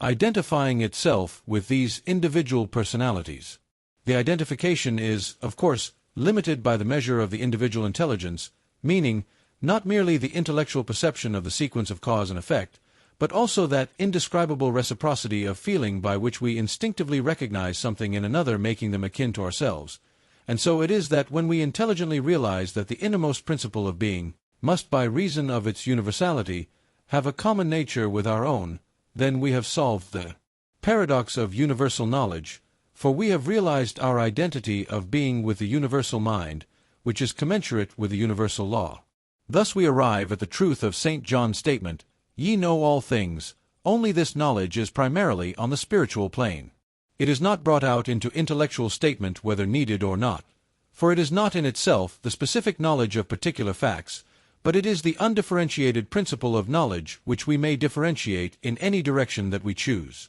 This is a philosophical necessity of the case, for though the action of the individual mind consists in differentiating the universal into particular applications, to differentiate the whole universal would be a contradiction in terms. And so, because we cannot exhaust the infinite, our possession of it must consist in our power to differentiate it as the occasion may require, the only limit being that which we ourselves assign to the manifestation. In this way, then, the recognition of the community of personality between ourselves and the universal undifferentiated spirit, which is the root and substance of all things, solves the question of our release from the iron grasp of an inflexible law, not by abrogating the law, which would mean the annihilation of all things, but by producing in us an intelligence equal in affinity with the universal law itself, and thus enabling us to apprehend and meet the requirements of the law in each particular as it arises. In this way, the cosmic intelligence becomes individualized, and the individual intelligence becomes universalized. The two became one, and in proportion as this unity is realized and acted on, it will be found that the law, which gives rise to all outward conditions, whether of body or of circumstances, becomes more and more clearly understood, and can therefore be more freely made use of, so that by steady, intelligent endeavor to unfold upon these lines, we may reach degrees of power to which it is impossible to assign any limits. The student who would understand the rationale of the unfoldment of his own possibilities must make no mistake here. He must realize that the whole process is that of bringing the universal within the grasp of the individual by raising the individual to the level of the universal and not vice versa. It is a mathematical truism that you cannot contract the infinite and that you can expand the individual, and it is precisely on these lines that evolution works. The laws of nature cannot be altered in the least degree, but we can come into such a realization of our own relation to the universal principle of law that underlies them as to be able to press all particular laws, whether of the visible or invisible side of nature, into our service and so find ourselves masters of the situation. This is to be accomplished by knowledge, and the only knowledge which will effect this purpose in all its measureless immensity is the knowledge of the personal element in universal spirit in its reciprocity to our own personality. Our recognition of this spirit must therefore be twofold, as the principle of necessary sequence, order or law, and also as the principle of intelligence, responsive to our own recognition of it.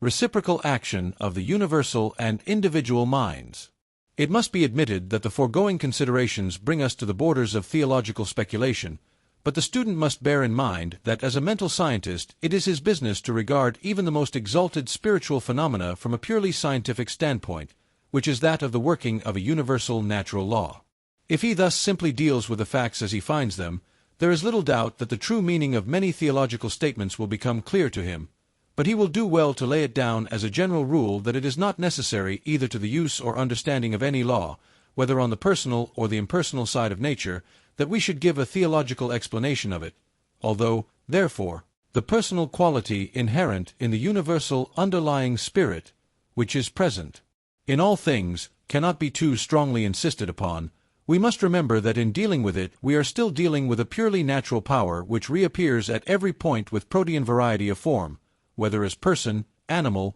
or thing.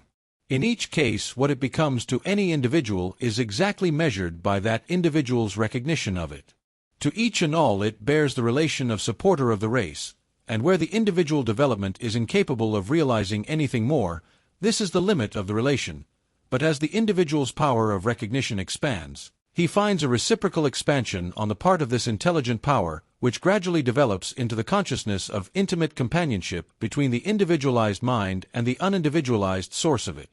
Now this is exactly the relation which, on ordinary scientific principles, we should expect to find between the individual and the cosmic mind, on the supposition that the cosmic mind is subjective mind, and for reasons already given we can regard it in no other light. As subjective mind, it must reproduce exactly the conception of itself which the objective mind of the individual, acting through his own subjective mind, impresses upon it, and at the same time as creative mind, it builds up external facts in correspondence with this conception. Quod homines tot sententiae. Each one externalizes in his outward circumstances precisely his idea of the universal mind, and the man who realizes that by the natural law of mind he can bring the universal mind into perfectly reciprocal action with its own, will on the one hand make it a source of infinite instruction, and on the other a source of infinite power.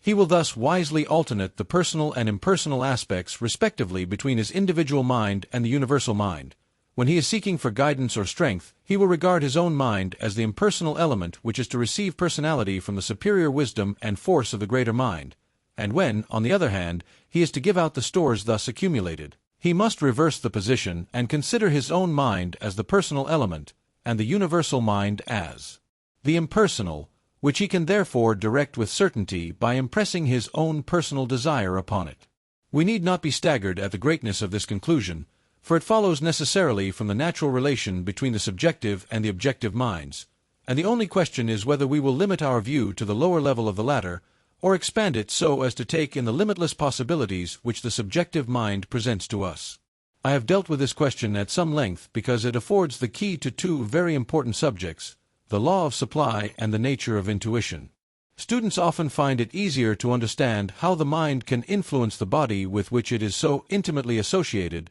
than how it can influence circumstances. If the operation of thought power were confined exclusively to the individual mind, this difficulty might arise. But if there is one lesson the student of mental science should take to heart more than another, it is that the action of thought power is not limited to a circumscribed individuality. What the individual does is to give direction to something which is unlimited, to call into action a force infinitely greater than his own, which, because it is in itself impersonal though intelligent, will receive the impress of his personality, and can therefore make its influence felt far beyond the limits which bound the individual's objective perception of the circumstances with which he has to deal. It is for this reason that I lay so much stress on the combination of two apparent opposites in the universal mind, the union of intelligence with impersonality. The intelligence not only enables it to receive the impress of our thought,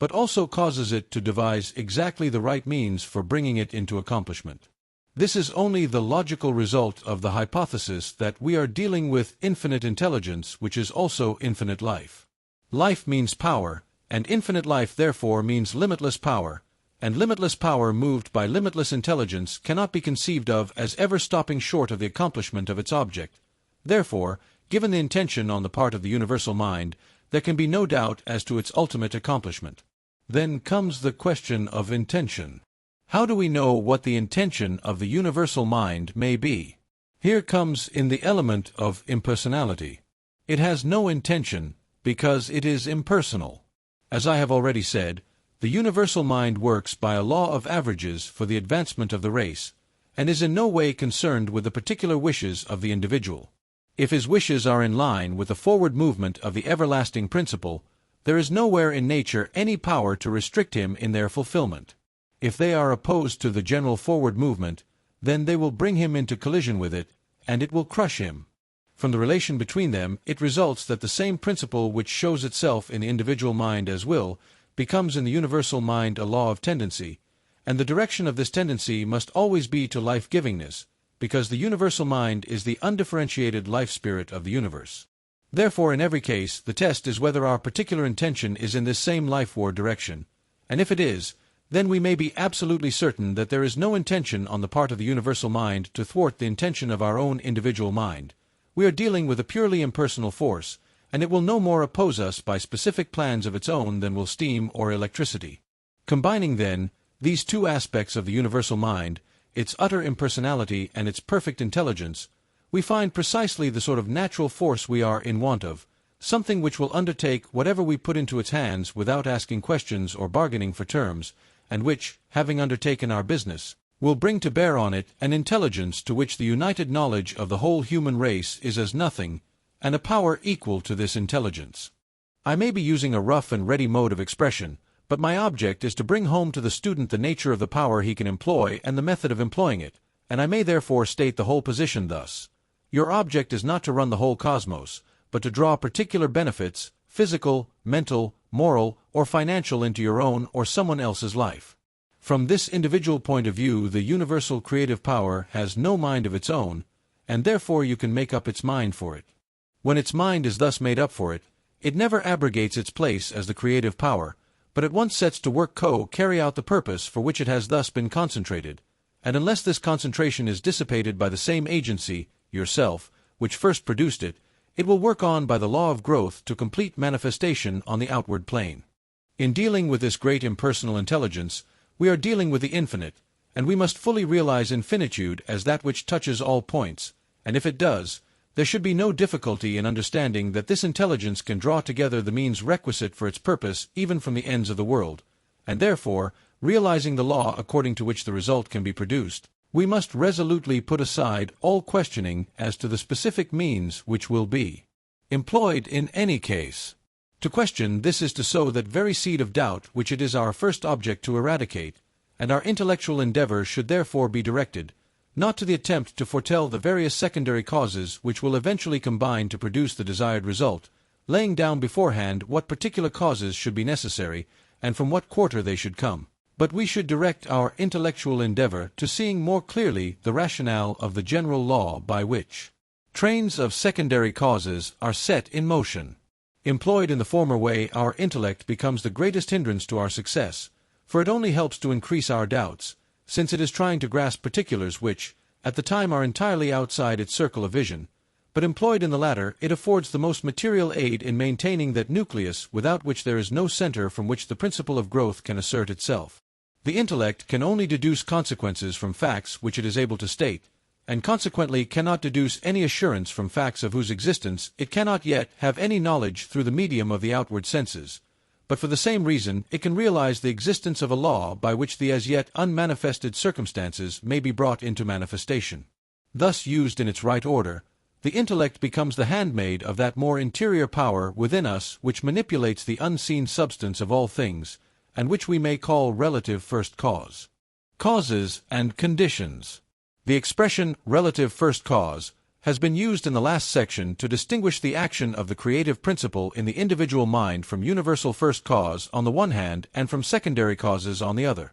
As it exists in us, primary causation is the power to initiate a train of causation directed to an individual purpose. As the power of initiating a fresh sequence of cause and effect, it is first cause, and as referring to an individual purpose it is relative, and it may therefore be spoken of as relative first cause, or the power of primary causation manifested by the individual. The understanding and use of this power is the whole object of mental science, and it is therefore necessary that the student should clearly see the relation between causes and conditions. A simple illustration will go further for this purpose than any elaborate explanation. If a lighted candle is brought into a room, the room becomes illuminated, and if the candle is taken away, it becomes dark again. Now the illumination and the darkness are both conditions, the one positive resulting from the presence of the light, and the other negative resulting from its absence. From this simple example we therefore see that every positive condition has an exactly opposite negative condition corresponding to it, and that this correspondence results from their being related to the same cause,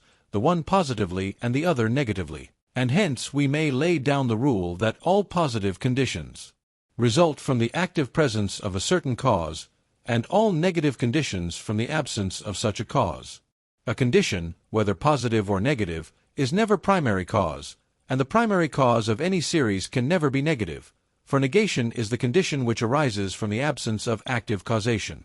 This should be thoroughly understood, as it is the philosophic basis of all those denials which play so important a part in mental science, and which may be summed up in the statement that evil being negative, or privation of good, has no substantive existence in itself. Conditions, however, whether positive or negative, are no sooner called into existence than they become causes in their turn and produce further conditions, and so on ad infinitum, thus giving rise to the whole train of secondary causes. So long as we judge only from the information conveyed to us by the outward senses, we are working on the plane of secondary causation and see nothing but a succession of conditions, forming part of an endless train of antecedent conditions coming out of the past and stretching away into the future, and from this point of view we are under the rule of an iron destiny from which there seems no possibility of escape. This is because the outward senses are only capable of dealing with the relations which one mode of limitation bears to another, for they are the instruments by which we take cognizance of the relative and the conditioned.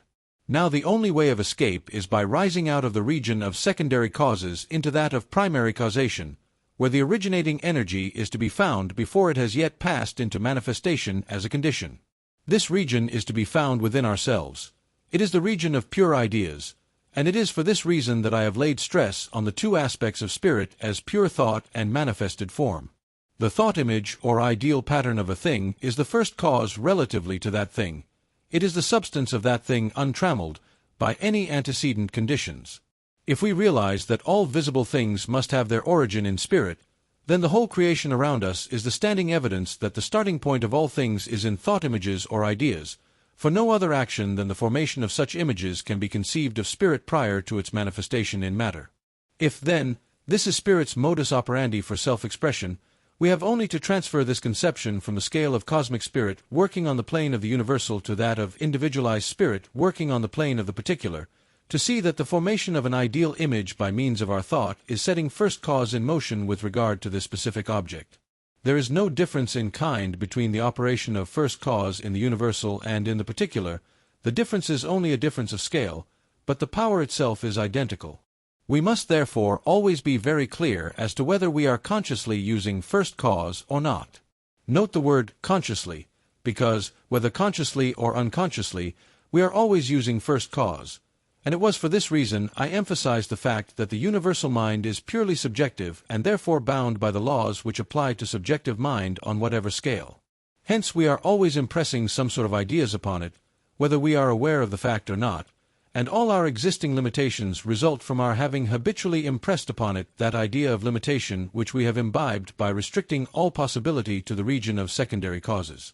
But now, when investigation has shown us that conditions are never causes in themselves, but only the subsequent links of a chain started on the plane of the pure ideal, what we have to do is to reverse our method of thinking and regard the ideal as the real, and the outward manifestation as a mere reflection which must change with every change of the object which casts it.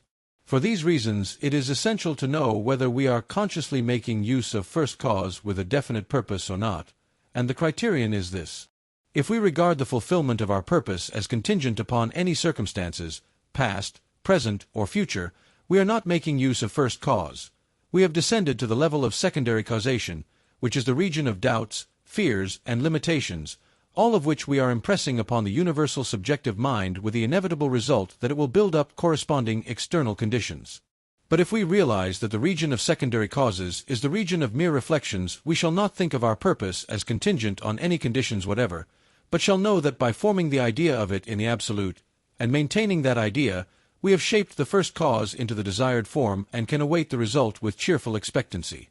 It is here that we find the importance of realizing spirit's independence of time and space. An ideal, as such, cannot be formed in the future. It must either be formed here and now or not be formed at all, and it is for this reason that every teacher, who has ever spoken with due knowledge of the subject, has impressed upon his followers the necessity of picturing to themselves the fulfillment of their desires as already accomplished on the spiritual plane, as the indispensable condition of fulfillment in the visible and concrete. When this is properly understood, any anxious thought as to the means to be employed in the accomplishment of our purposes is seen to be quite unnecessary. If the end is already secured, then it follows that all the steps leading to it are secured also.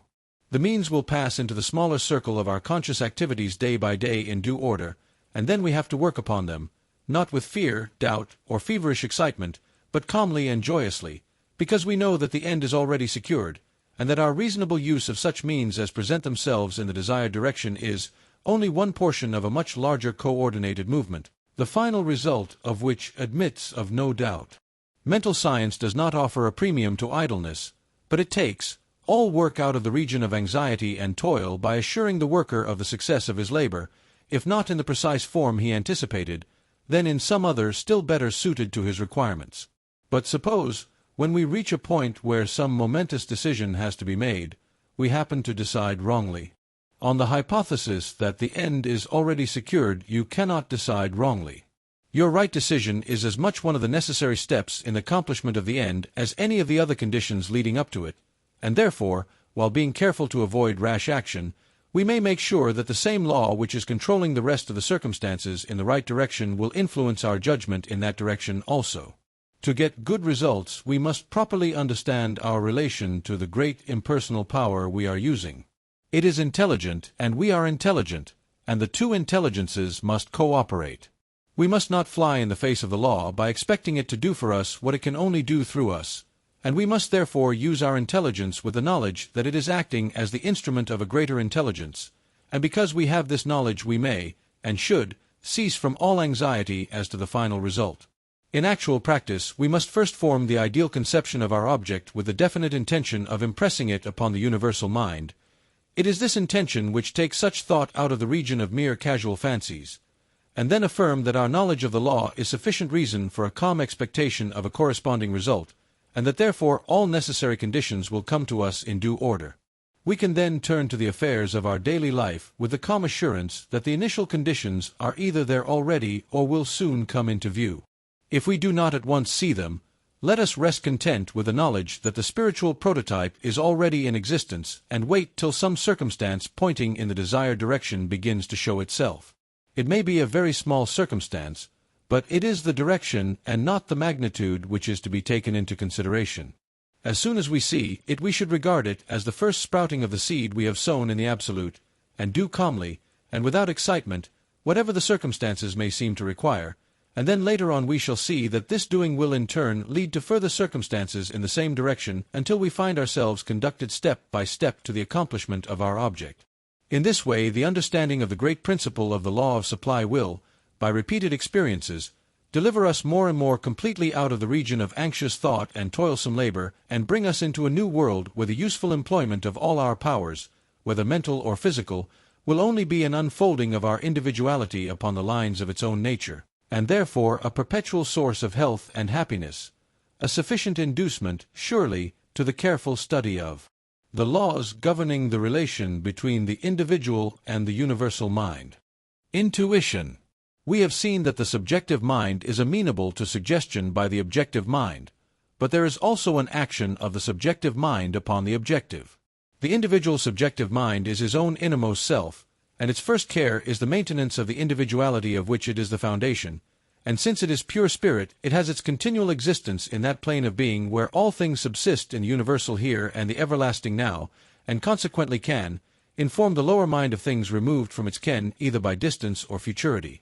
As the absence of the conditions of time and space must logically concentrate all things into a present focus, we can assign no limit to the subjective mind's power of perception, and therefore the question arises, why does it not keep the objective mind continually informed on all points? And the answer is that it would do so if the objective mind were sufficiently trained to recognize the indications given, and to effect this training is one of the purposes of mental science. When once we recognize the position of the subjective mind as the supporter of the whole individuality, we cannot doubt that much of what we take to be the spontaneous movement of the objective mind has its origin in the subjective mind, prompting the objective mind in the right direction without our being consciously aware of it. But at times when the urgency of the case seems to demand it, or when, for some reason yet unknown, the objective mind is for a while more closely en rapport with the subjective mind, the interior voice is heard strongly and persistently, and when this is the case we do well to pay heed to it. Want of space forbids me to give examples, but doubtless such will not be wanting in the reader's experience. The importance of understanding and following the intuition cannot be exaggerated, but I candidly admit the great practical difficulty of keeping the happy mean between the disregard of the interior voice and allowing ourselves to be run away with by groundless fancies. The best guide is the knowledge that comes of personal experience, which gradually leads to the acquisition of a sort of inward sense of touch that enables us to distinguish the true from the false, and which appears to grow with a sincere desire for truth and with a recognition of the spirit as its source. The only general principles the writer can deduce from his own experience are that when, in spite of all appearances pointing in the direction of a certain line of conduct, there is still a persistent feeling that it should not be followed, in the majority of instances it will be found that the argument of the objective mind, however correct on the facts objectively known, was deficient from ignorance of facts which could not be objectively known at the time, but which were known to the intuitive faculty.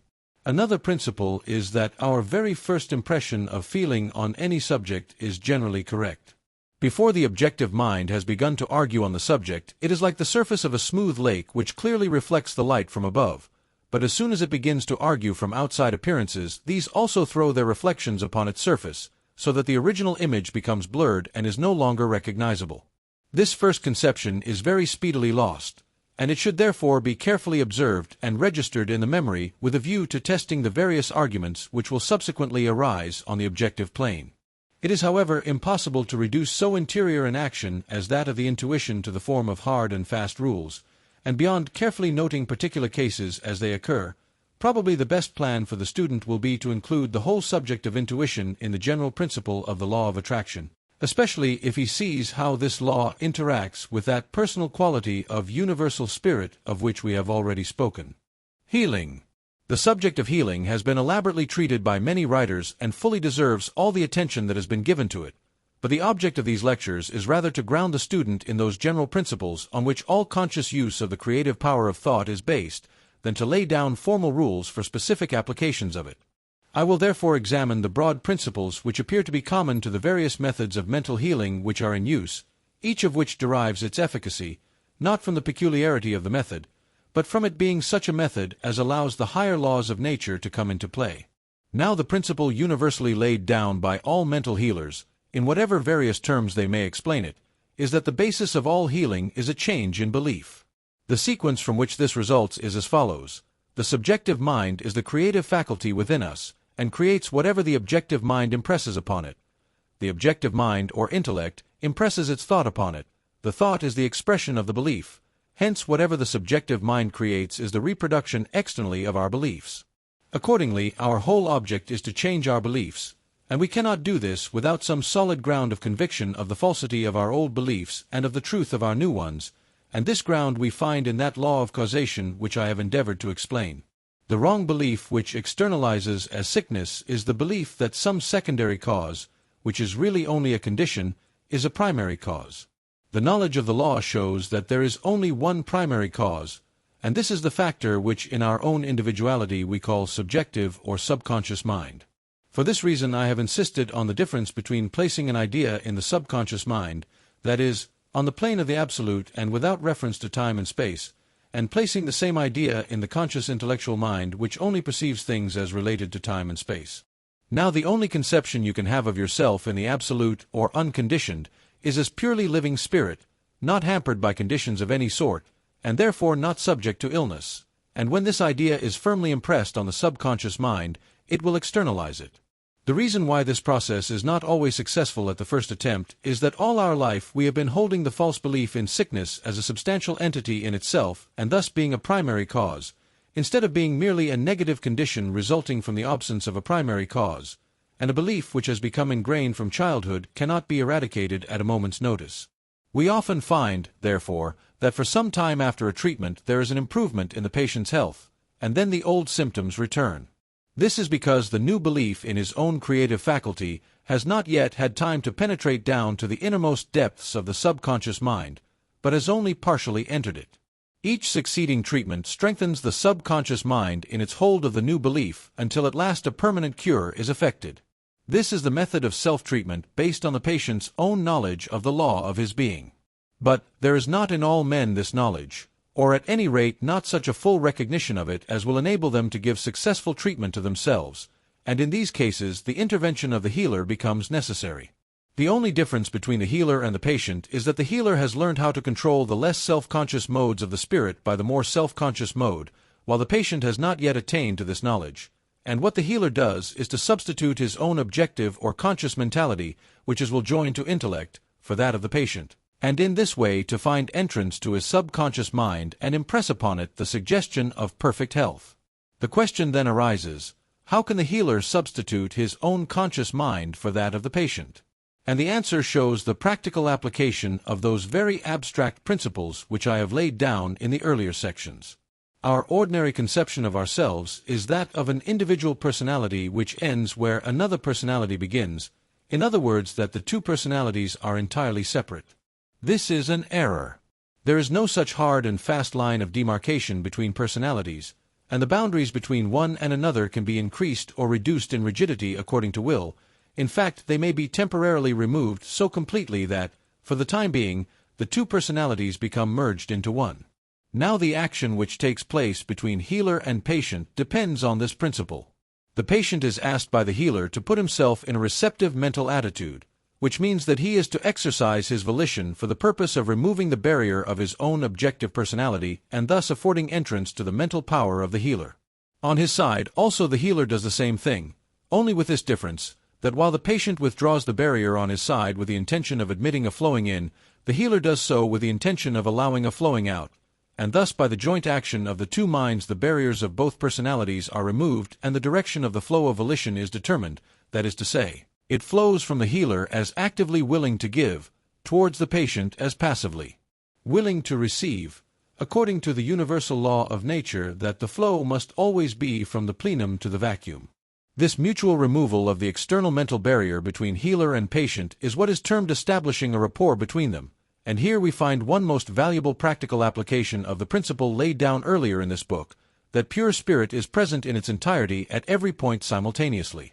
It is for this reason that as soon as the healer realizes that the barriers of external personality between himself and his patient have been removed, he can then speak to the subconscious mind of the patient as though it were his own, for both being pure spirit, the thought of their identity makes them identical, and both are concentrated into a single entity at a single point upon which the conscious mind of the healer can be brought to bear, according to the universal principle of the control of the subjective mind by the objective mind through suggestion. It is for this reason I have insisted on the distinction between pure spirit, or spirit conceived of apart from extension in any matrix, and the conception of it as so extended. If we concentrate our mind upon the diseased condition of the patient, we are thinking of him as a separate personality, and are not fixing our mind upon that conception of him as pure spirit which will afford us effectual entry to his springs of being. We must therefore withdraw our thought from the contemplation of symptoms, and indeed from his corporeal personality altogether, and must think of him as a purely spiritual individuality, and as such entirely free from subjection to any conditions, and consequently as voluntarily externalizing the conditions most expressive of the vitality and intelligence which pure spirit is. Thinking of him thus, we then make mental affirmation that he shall build up outwardly the correspondence of that perfect vitality which he knows himself to be inwardly, and this suggestion being impressed by the healer's conscious thought, while the patient's conscious thought is at the same time impressing the fact that he is receiving the active thought of the healer. The result is that the patient's subconscious mind becomes thoroughly imbued with the recognition of its own life-giving power, and according to the recognized law of subjective mentality proceeds to work out the suggestion into external manifestation, and thus health is substituted for sickness. It must be understood that the purpose of the process here described is to strengthen the subject's individuality,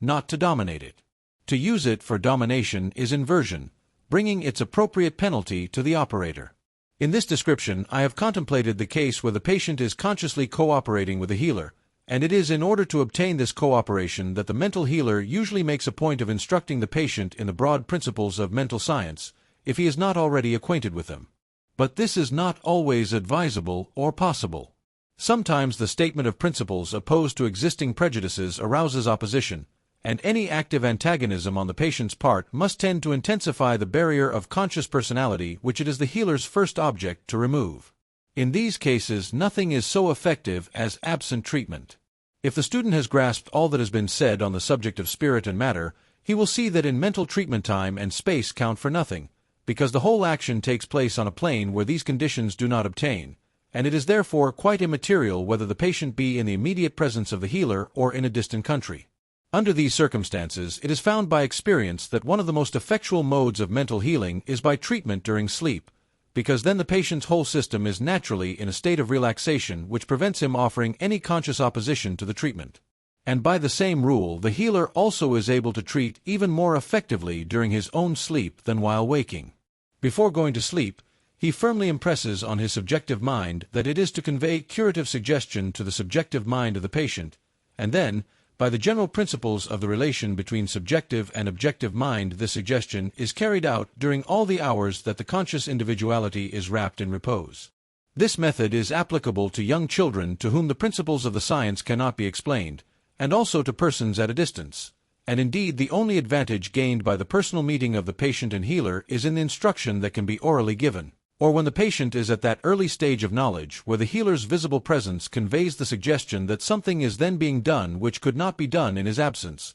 otherwise the presence or absence of the patient are matters perfectly indifferent. The student must always recollect that the subconscious mind does not have to work through the intellect or conscious mind to produce its curative effects. It is part of the all-pervading creative force of nature, while the intellect is not creative but distributive. From mental healing it is but a step to telepathy, clairvoyance, and other kindred manifestations of transcendental power which are from time to time exhibited by the subjective entity and which follow laws as accurate as those which govern what we are accustomed to consider our more normal faculties. But these subjects do not properly fall within the scope of a book, whose purpose is to lay down the broad principles which underlie all spiritual phenomena. Until these are clearly understood, the student cannot profitably attempt the detailed study of the more interior powers, for to do so without a firm foundation of knowledge and some experience in its practical application would only be to expose himself to unknown dangers, and would be contrary to the scientific principle that the advance into the unknown can only be made from the standpoint of the known. Otherwise, we only come into a confused region of guesswork without any clearly defined principles for our guidance. The will. The will is of such primary importance that the student should be on his guard against any mistake as to the position which it holds in the mental economy. Many writers and teachers insist on willpower as though that were the creative faculty. No doubt intense willpower can evolve certain external results, but like all other methods of compulsion, it lacks the permanency of natural growth. The appearances, forms, and conditions produced by mere intensity of willpower will only hang together so long as the compelling force continues. But let it be exhausted or withdrawn, and the elements thus forced into unnatural combination will at once fly back to their proper affinities. The form created by compulsion never had the germ of vitality in itself, and is therefore dissipated as soon as the external energy which supported it is withdrawn. The mistake is in attributing the creative power to the will, or perhaps I should say in attributing the creative power to ourselves at all. The truth is that man never creates anything. His function is not to create, but to combine and distribute that which is already in being, and what we call our creations are new combinations of already existing material, whether mental or corporeal. This is amply demonstrated in the physical sciences. No one speaks of creating energy, but only of transforming one form of energy into another, and if we realize this as a universal principle, we shall see that on the mental plane as well as on the physical we never create energy, but only provide the conditions by which the energy already existing in one mode can exhibit itself in another. Therefore what, relatively to man, we call his creative power, is that receptive attitude of expectancy which, so to say, makes a mold into which the plastic, and as yet undifferentiated substance can flow and take the desired form. The will has much the same place in our mental machinery that the tool holder has in a power lathe. It is not the power, but it keeps the mental faculties in that position relatively to the power which enables it to do the desired work. If, using the word in its widest sense, we may say that the imagination is the creative function, we may call the will the centralizing principle. Its function is to keep the imagination centered in the right direction. We are aiming at consciously controlling our mental powers instead of letting them hurry us hither and thither in a purposeless manner, and we must therefore understand the relation of these powers to each other for the production of external results. First, the whole train of causation is started by some emotion which gives rise to a desire. Next, the judgment determines whether we shall externalize this desire or not. Then, the desire having been approved by the judgment, the will comes forward and directs the imagination to form the necessary spiritual prototype, and the imagination thus centered on a particular object creates the spiritual nucleus, which in its turn acts as a center round which the forces of attraction begin to work, and continue to operate until, by the law of growth, the concrete result becomes perceptible to our external senses. The business of the will, then, is to retain the various faculties of our mind in that position where they are really doing the work we wish, and this position may be generalized into the three following attitudes. Either we wish to act upon something, or be acted on by it, or to maintain a neutral position. In other words, we either intend to project a force, or receive a force, or keep a position of inactivity relatively to some particular object. Now the judgment determines which of these three positions we shall take up, the consciously active, the consciously receptive, or the consciously neutral, and then the function of the will is simply to maintain the position we have determined upon, and if we maintain any given mental attitude, we may reckon with all certainty on the law of attraction drawing us to those correspondences which exteriorly symbolize the attitude in question. This is very different from the semi-animal screwing up of the nervous forces which, with some people, stands for willpower. It implies no strain on the nervous system and is consequently not followed by any sense of exhaustion. The willpower, when transferred from the region of the lower mentality to the spiritual plane, becomes simply a calm and peaceful determination to retain a certain mental attitude in spite of all temptations to the contrary, knowing that by doing so the desired result will certainly appear. The training of the will and its transference from the lower to the higher plane of our nature are among the first objects of mental science. The man is summed up in his will. Whatever he does by his own will is his own act. Whatever he does without the consent of his will is not his own act, but that of the power by which his will was coerced. But we must recognize that, on the mental plane, no other individuality can obtain control over our will unless we first allow it to do so, and it is for this reason that all legitimate use of mental science is towards the strengthening of the will, whether in ourselves or others, and bringing it under the control of an enlightened reason. When the will realizes its power to deal with first cause, it is no longer necessary for the operator to state to himself in extenso all the philosophy of its action every time he wishes to use it, but, knowing that the trained will is a tremendous spiritual force acting on the plane of first cause, he simply expresses his desire with the intention of operating on that plane, and knows that the desire thus expressed will in due time externalize itself as concrete fact. He now sees that the point which really demands his earnest attention is not whether he possesses the power of externalizing any results he chooses, but of learning to choose wisely what results to produce. For let us not suppose that even the highest powers will take us out of the law of cause and effect. We can never set any cause in motion without calling forth those effects which it already contains in embryo and which will again become causes in their turn, thus producing a series which must continue to flow on until it is cut short by bringing into operation a cause of an opposite character to the one which originated it. Thus we shall find the field for the exercise of our intelligence continually expanding with the expansion of our powers, for, granted a good intention, we shall always wish to contemplate the results of our action as far as our intelligence will permit. We may not be able to see very far, but there is one safe general principle to be gained from what has already been said about causes and conditions, which is that the whole sequence always partakes of the same character as the initial cause. If that character is negative, that is, destitute of any desire to externalize kindness, cheerfulness, strength, beauty, or some other sort of good, this negative quality will make itself felt all down the line. But if the opposite affirmative character is in the original motive, then it will reproduce its kind in forms of love, joy, strength, and beauty with unerring precision. Before setting out, therefore, to produce new conditions by the exercise of our thought power, we should weigh carefully what further results they are likely to lead to, and here, again, we shall find an ample field for the training of our will, in learning to acquire that self-control which will enable us to postpone an inferior present satisfaction to a greater prospective good. These considerations naturally lead us to the subject of concentration.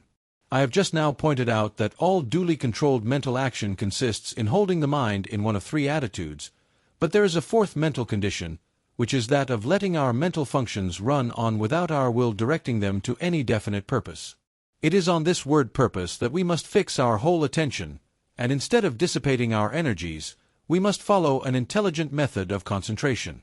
The word means being gathered up at a center, and the center of anything is that point in which all its forces are equally balanced. To concentrate, therefore, means first to bring our minds into a condition of equilibrium which will enable us to consciously direct the flow of spirit to a definitely recognized purpose, and then carefully to guard our thoughts from inducing a flow in the opposite direction. We must always bear in mind that we are dealing with a wonderful potential energy which is not yet differentiated into any particular mode, and that by the action of our mind we can differentiate it into any specific mode of activity that we will, and by keeping our thought fixed on the fact that the inflow of this energy is taking place and that by our mental attitude we are determining its direction, we shall gradually realize a corresponding externalization. Proper concentration, therefore, does not consist of strenuous effort which exhausts the nervous system and defeats its own object by suggesting the consciousness of an adverse force to be fought against, and thus creating the adverse circumstances we dread, but in shutting out all thoughts of a kind that would disperse the spiritual nucleus we are forming and dwelling cheerfully on the knowledge that,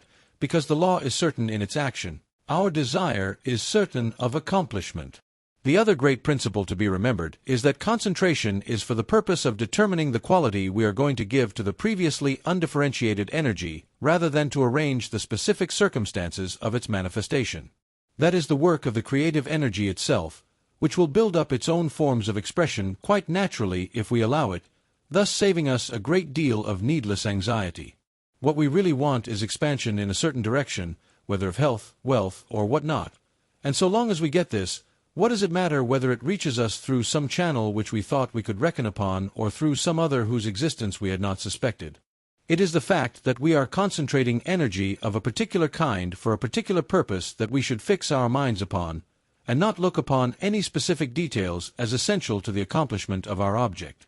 These are the two golden rules regarding concentration, but we must not suppose that because we have to be on our guard against idle drifting there is to be no such thing as repose. On the contrary, it is during periods of repose that we accumulate strength for action, but repose does not mean a state of purposelessness. As pure spirit, the subjective mind never rests. It is only the objective mind in its connection with the physical body that needs rest, and though there are no doubt times when the greatest possible rest is to be obtained by stopping the action of our conscious thought altogether, the more generally advisable method is by changing the direction of the thought and, instead of centering it upon something we intend to do, letting it dwell quietly upon what we are. This direction of thought might, of course, develop into the deepest philosophical speculation, but it is not necessary that we should be always either consciously projecting our forces to produce some external effect or working out the details of some metaphysical problem, but we may simply realize ourselves as part of the universal livingness and thus gain a quiet centralization, which, though maintained by a conscious act of the volition, is the very essence of rest. From this standpoint we see that all is life and all is good, and that nature, from her clearly visible surface to her most arcane depths, is one vast storehouse of life and good entirely devoted to our individual use. We have the key to all her treasures, and we can now apply our knowledge of the law of being without entering into all those details which are only needed for purposes of study, and doing so we find it results in our having acquired the consciousness of our oneness with the whole. This is the great secret, and when we have once fathomed it we can enjoy our possession of the whole, or of any part of it, because by our recognition we have made it, and can increasingly make it, our own. Whatever most appeals to us at any particular time or place is that mode of the universal living spirit with which at that moment we are most in touch, and realizing this, we shall draw from it streams of vital energy which will make the very sensation of livingness a joy and will radiate from us as a sphere of vibration that can deflect all injurious suggestion on whatever plane. We may not have literary, artistic, or scientific skill to present to others the results of our communings with nature, but the joy of this sympathetic indrawing will nevertheless produce a corresponding outflow manifesting itself in the happier look and kindlier mien of him who thus realizes his oneness with every aspect of the whole. He realizes, and this is the great point in that attitude of mind which is not directed to any specific external object, that, for himself, he is, and always must be the center of all this galaxy of life, and thus he contemplates himself as seated at the center of infinitude, not an infinitude of blank space, but pulsating with living being, in all of which he knows that the true essence is nothing but good. This is the very opposite to a selfish self-centeredness. It is the center where we find that we both receive from all and flow out to all. Apart from this principle of circulation there is no true life, and if we contemplate our central position only as affording us greater advantages for intaking, we have missed the whole point of our studies by missing the real nature of the life principle, which is action and reaction. If we would have life enter into us, we ourselves must enter into the spirit of it, just as we must enter into the spirit of a book or a game to enjoy it. There can be no action at a center only. There must be a perpetual flowing out towards the circumference, and thence back again to the center to maintain a vital activity. Otherwise collapse must ensue either from anemia or congestion. But if we realize the reciprocal nature of the vital pulsation, and that the outflowing consists in a habit of mind which gives itself to the good it sees in others, rather than in any specific actions, then we shall find that the cultivation of this disposition will provide innumerable avenues for the universal livingness to flow through us, whether as giving or receiving, which we had never before suspected. And this action and reaction will so build up our own vitality that each day will find us more thoroughly alive than any that had preceded it. This, then, is the attitude of repose in which we may enjoy all the beauties of science, literature, and art, or may peacefully commune with the spirit of nature without the aid of any third mind to act as its interpreter, which is still a purposeful attitude, although not directed to a specific object. We have not allowed the will to relax its control, but have merely altered its direction, so that for action and repose alike we find that our strength lies in our recognition of the unity of the spirit and of ourselves as individual concentrations of it.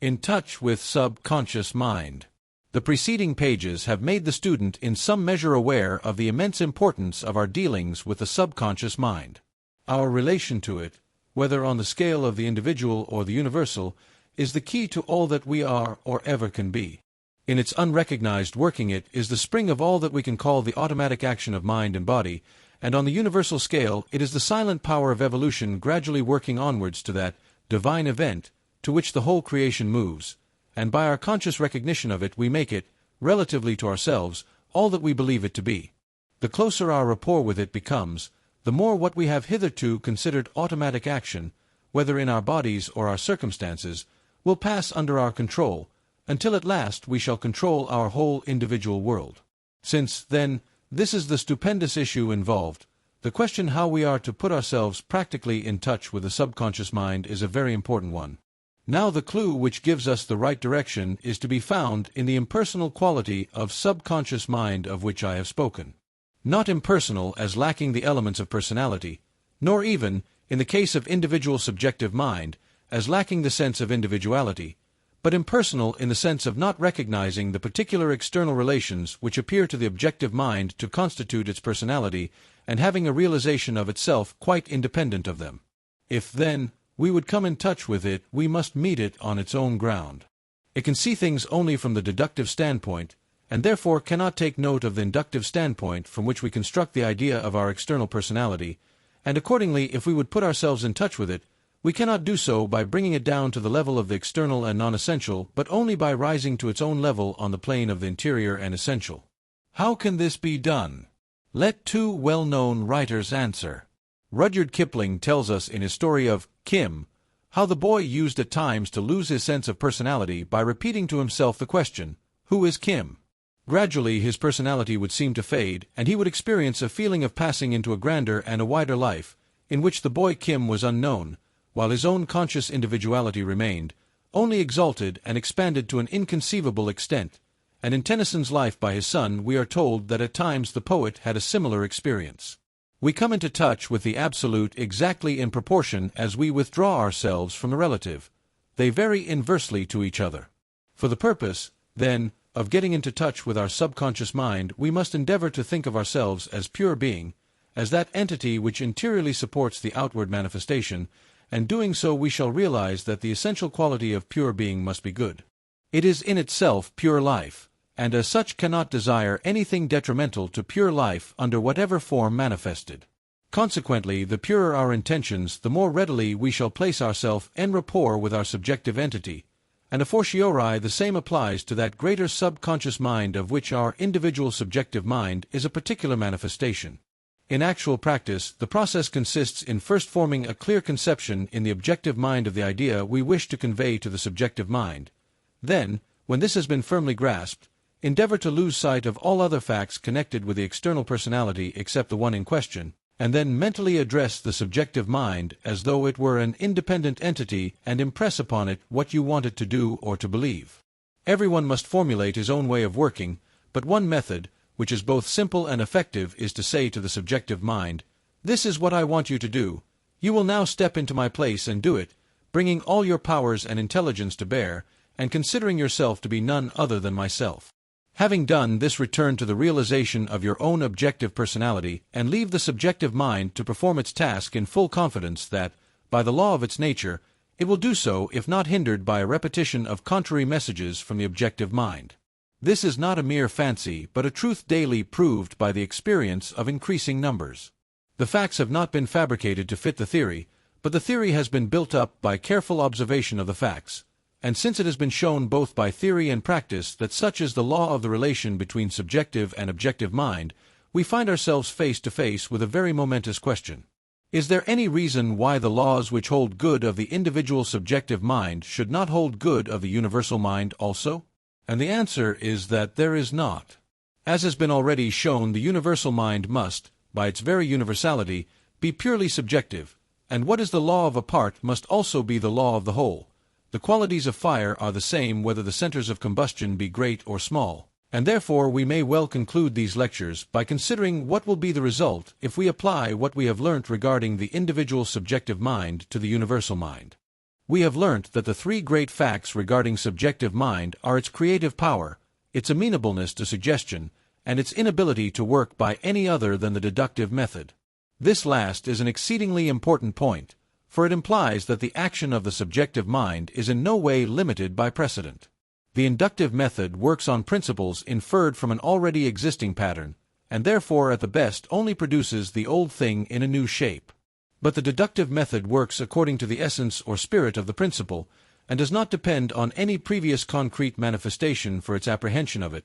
and this latter method of working must necessarily be that of the all-originating mind, for since there could be no prior existing pattern from which it could learn the principles of construction, the want of a pattern would have prevented its creating anything had its method been inductive instead of deductive. Thus, by the necessity of the case, the universal mind must act deductively, that is, according to the law which has been found true of individual subjective mind. It is thus not bound by any precedent, which means that its creative power is absolutely unlimited, and since it is essentially subjective mind, and not objective mind, it is entirely amenable to suggestion. Now it is an unavoidable inference from the identity of the law governing subjective mind, whether in the individual or the universal, that just as we can by suggestion impress a certain character of personality upon the individual subjective mind, so we can, and do, upon the universal mind. And it is for this reason that I have drawn attention to the inherent personal quality of pure spirit when contemplated in its most interior plane.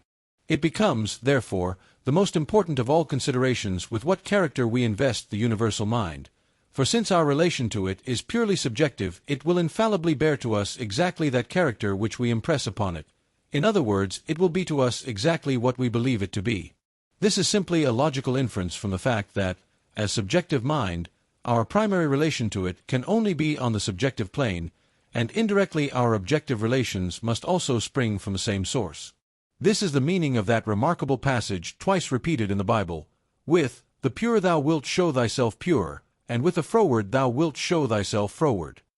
P.S. 18, 26, and 2. Sam 22, 27. For the context makes it clear that these words are addressed to the divine being. The spiritual kingdom is within us, and as we realize it there, so it becomes to us a reality. It is the unvarying law of the subjective life that, as a man thinketh in his heart, so is he, that is to say, his inward subjective states are the only true reality, and what we call external realities are only their objective correspondences. If we thoroughly realize the truth that the universal mind must be to us exactly according to our conception of it, and that this relation is not merely imaginary, but by the law of subjective mind must be to us an actual fact and the foundation of all other facts, then it is impossible to overestimate the importance of the conception of the universal mind which we adopt. To the uninstructed there is little or no choice. They form a conception in accordance with the tradition they have received from others, and until they have learned to think for themselves, they have to abide by the results of that tradition. For natural laws admit of no exceptions, and however faulty the traditional idea may be, its acceptance will involve a corresponding reaction upon the universal mind, which will in turn be reflected into the conscious mind and external life of the individual. But those who understand the law of the subject will have no one but themselves to blame if they do not derive all possible benefits from it. The greatest teacher of mental science the world has ever seen has laid down sufficiently plain rules for our guidance. With a knowledge of the subject whose depth can be appreciated only by those who have themselves some practical acquaintance with it, he bids his unlearned audiences, those common people who heard him gladly, picture to themselves the universal mind as a benign father, tenderly compassionate of all and sending the common bounties of nature alike on the evil and the good. But he also pictured it as exercising a special and peculiar care over those who recognize its willingness to do so. The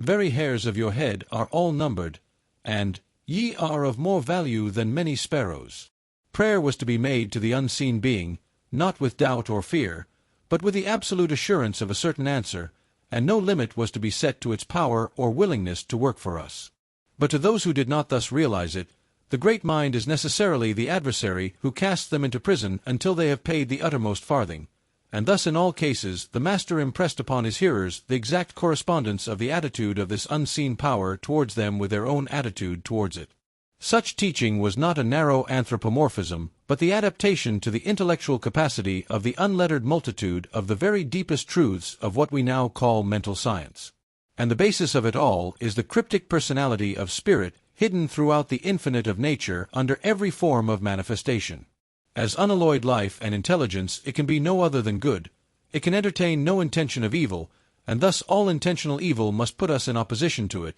and so deprive us of the consciousness of its guidance and strengthening, and thus leave us to grope our own way and fight our own battle single-handed against the universe, odds which at last will surely prove too great for us. But remember that the opposition can never be on the part of the universal mind, for in itself it is subconscious mind, and to suppose any active opposition taken on its own initiative would be contrary to all we have learnt as to the nature of subconscious mind, whether in the individual or the universal. The position of the universal mind towards us is always the reflection of our own attitude.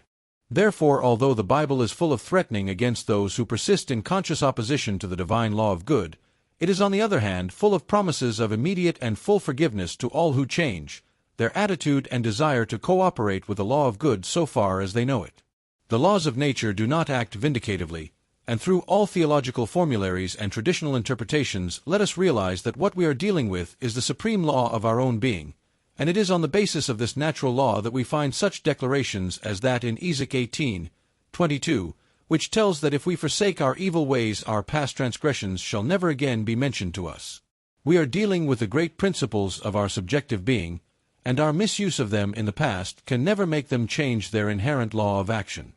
If our method of using them in the past has brought us sorrow, fear, and trouble, we have only to fall back on the law that if we reverse the cause the effects will be reversed also, and so what we have to do is simply to reverse our mental attitude and then endeavor to act up to the new one. The sincere endeavor to act up to our new mental attitude is essential, for we cannot really think in one way and act in another,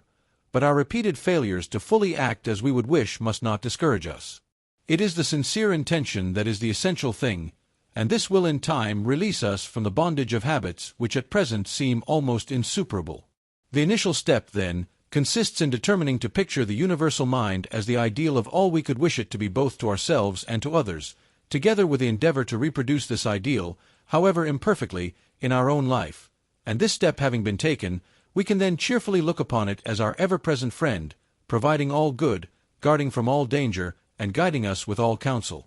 Gradually, as the habit of thus regarding the universal mind grows upon us, we shall find that in accordance with the laws we have been considering, it will become more and more personal to us, and in response to our desire, its inherent intelligence will make itself more and more clearly perceptible within as a power of perceiving truth far beyond any statement of it that we could formulate by merely intellectual investigation. Similarly, if we think of it as a great power devoted to supplying all our needs, we shall impress this character also upon it, and by the law of subjective mind it will proceed to enact the part of that special providence which we have credited it with being, and if, beyond the general care of our concerns, we would draw to ourselves some particular benefit, the same rule holds good of impressing our desire upon the universal subjective mind. And if we realize that above and beyond all this we want something still greater and more enduring, the building up of character and unfolding of our powers, so that we may expand into fuller and yet fuller measures of joyous and joy-giving life, still the same rule holds good. Convey to the universal mind the suggestion of the desire, and by the law of relation between subjective and objective mind this too will be fulfilled. And thus the deepest problems of philosophy bring us back to the old statement of the law: ask and ye shall receive, seek and ye shall find, knock and it shall be opened unto you. This is the summing up of the natural law of the relation between us and the divine mind. It is thus no vain boast that mental science can enable us to make our lives what we will. We must start from where we are now, and by rightly estimating our relation to the divine universal mind, we can gradually grow into any conditions we desire, provided we first make ourselves in habitual mental attitude the person who corresponds to those conditions. For we can never get over the law of correspondence, and the externalization will always be in accord with the internal principle that gives rise to it. And to this law there is no limit. What it can do for us today it can do tomorrow, and through all that procession of tomorrows that loses itself in the dim vistas of eternity. Belief in limitation is the one and only thing that causes limitation, because we thus impress limitation upon the creative principle, and in proportion as we lay that belief aside our boundaries will expand, and increasing life and more abundant blessing will be ours. But we must not ignore our responsibilities. Trained thought is far more powerful than untrained, and therefore the more deeply we penetrate into mental science, the more carefully we must guard against all thoughts and words expressive of even the most modified form of ill will. Gossip, tale-bearing, sneering laughter are not in accord with the principles of mental science, and similarly even our smallest thoughts of good carry with them a seed of good which will assuredly bear fruit in due time. This is not mere goody, but an important lesson in mental science, for our subjective mind takes its color from our settled mental habits, and an occasional affirmation or denial will not be sufficient to change it, and we must therefore cultivate that tone which we wish to see reproduced in our conditions, whether of body, mind, or circumstance. In these lectures my purpose has been, not so much to give specific rules of practice as to lay down the broad general principles of mental science which will enable the student to form rules for himself. In every walk in life, book knowledge is only a means to an end. Books can only direct us where to look and what to look for, but we must do the finding for ourselves. Therefore, if you have really grasped the principles of the science, you will frame rules of your own which will give you better results than any attempt to follow somebody else's method, which was successful in their hands precisely because it was theirs. Never fear to be yourself. If mental science does not teach you to be yourself, it teaches you nothing. Yourself, and yet more yourself is what you want. Only with the knowledge that the true self includes the inner and higher self which is always in immediate touch with the great divine mind. As Walt Whitman says, you are not all included between your hat and your boots. The body. Some students find it difficult to realize that mental action can produce any real effect upon material substance, but if this is not possible, there is no such thing as mental science, the purpose of which is to produce improved conditions both of body and environment, so that the ultimate manifestation aimed at is always one of demonstration upon the plane of the visible and concrete. Therefore, to afford conviction of an actual connection between the visible and the invisible, between the inner and the outer, is one of the most important points in the course of our studies. That such a connection must exist is proved by metaphysical argument in answer to the question, how did anything ever come into existence at all? And the whole creation, ourselves included, stands as evidence to this great truth. But to many minds merely abstract argument is not completely convincing, or at any rate it becomes more convincing if it is supported by something of a more concrete nature, and for such readers I would give a few hints as to the correspondence between the physical and the mental. The subject covers a very wide area, and the limited space at my disposal will only allow me to touch on a few suggestive points. Still, these may be sufficient to show that the abstract argument has some corresponding facts at the back of it. One of the most convincing proofs I have seen is that afforded by the biometer, a little instrument invented by an eminent French scientist, the late Dr. Hippolyte Baraduc, which shows the action of what he calls the vital current. His theory is that this force, whatever its actual nature may be, is universally present, and operates as a current of physical vitality perpetually, flowing with more or less energy through every physical organism, and which can, at any rate to some extent, be controlled by the power of the human will. The theory in all its minutiae is exceedingly elaborate, and has been described in detail in Dr. Baraduc's published works. In a conversation I had with him about a year ago, he told me he was writing another book which would throw further light on the subject, but a few months later he passed over before it was presented to the world. The fact, however, which I wish to put before the reader, is the ocular demonstration of the connection between mind and matter, which an experiment with a biometer affords. The instrument consists of a bell glass, from the inside of which is suspended a copper needle by a fine silken thread. The glass stands on a wooden support, below which is a coil of copper wire, which, however, is not connected with any battery or other apparatus,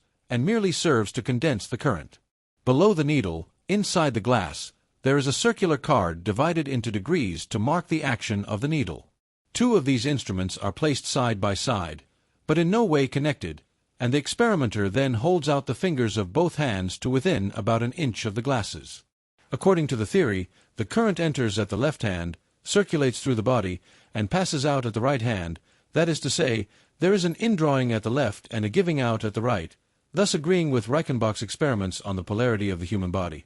I must confess that, although I had read Dr. Baraduc's book, Les Vibrations Humaines, I approached the instrument in a very skeptical frame of mind, but I was soon convinced of my error. At first, holding a mental attitude of entire relaxation, I found that the left-hand needle was attracted through 20 degrees, while the right-hand needle, the one affected by the outgoing current, was repelled through 10 degrees. After allowing the instrument to return to its normal equilibrium, I again approached it with the purpose of seeing whether a change of mental attitude would in the least modify the flow of current. This time I assumed the strongest mental attitude I could with the intention of sending out a flow through the right hand, and the result as compared with the previous one was remarkable. The left-hand needle was now attracted only through 10 degrees, while the right-hand one was deflected through something over 30, thus clearly indicating the influence of the mental faculties in modifying the action of the current. I may mention that the experiment was made in the presence of 2 medical men who noted the movement of the needles.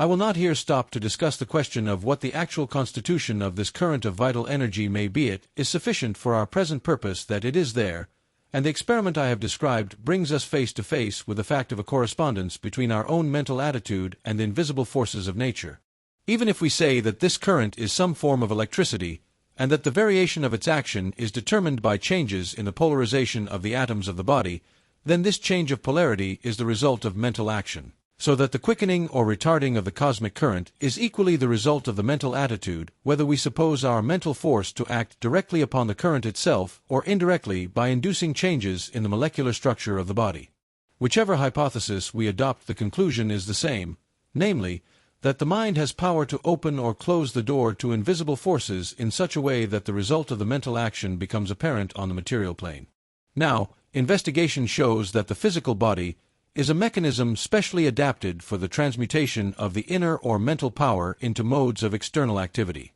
We know from medical science that the whole body is traversed by a network of nerves which serve as the channels of communication between the indwelling spiritual ego, which we call mind, and the functions of the external organism. This nervous system is dual. One system, known as the sympathetic, is the channel for all those activities which are not consciously directed by our volition, such as the operation of the digestive organs, the repair of the daily wear and tear of the tissues, and the like. The other system, known as the voluntary or cerebrospinal system, is the channel through which we receive conscious perception from the physical senses and exercise control over the movements of the body. This system has its center in the brain, while the other has its center in a ganglionic mass at the back of the stomach known as the solar plexus, and sometimes spoken of as the abdominal brain. The cerebrospinal system is the channel of our volitional or conscious mental action, and the sympathetic system is the channel of that mental action which unconsciously supports the vital functions of the body. Thus the cerebrospinal system is the organ of conscious mind and the sympathetic is that of subconscious mind.